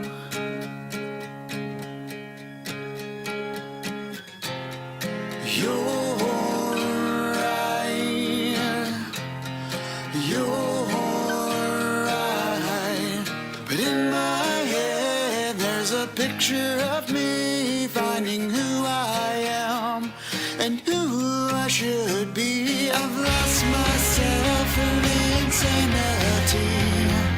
I know now I'm finally free.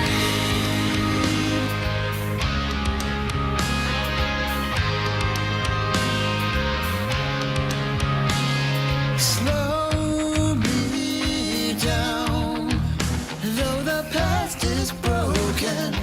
Hope has opened a new bright, but you're right down the path I know too well. You're right, you're right, but in my head there's a picture of me finding who I am and who I should be. I've lost myself in insanity.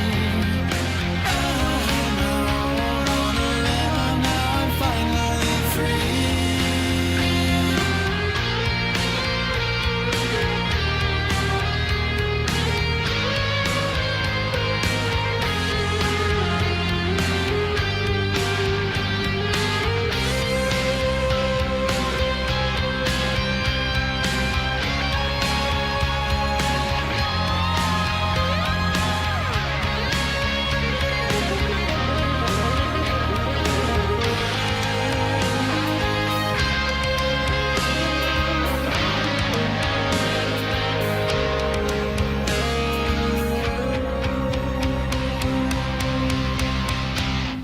But in my head there's a picture of me finding who I am and who I should be. I've lost myself in the insanity. I know now I'm finally free. I'm out on a limb, and in my head I'm out on a limb, and in my head I'm out on a limb, and in my head I'm out on a limb. I've lost myself.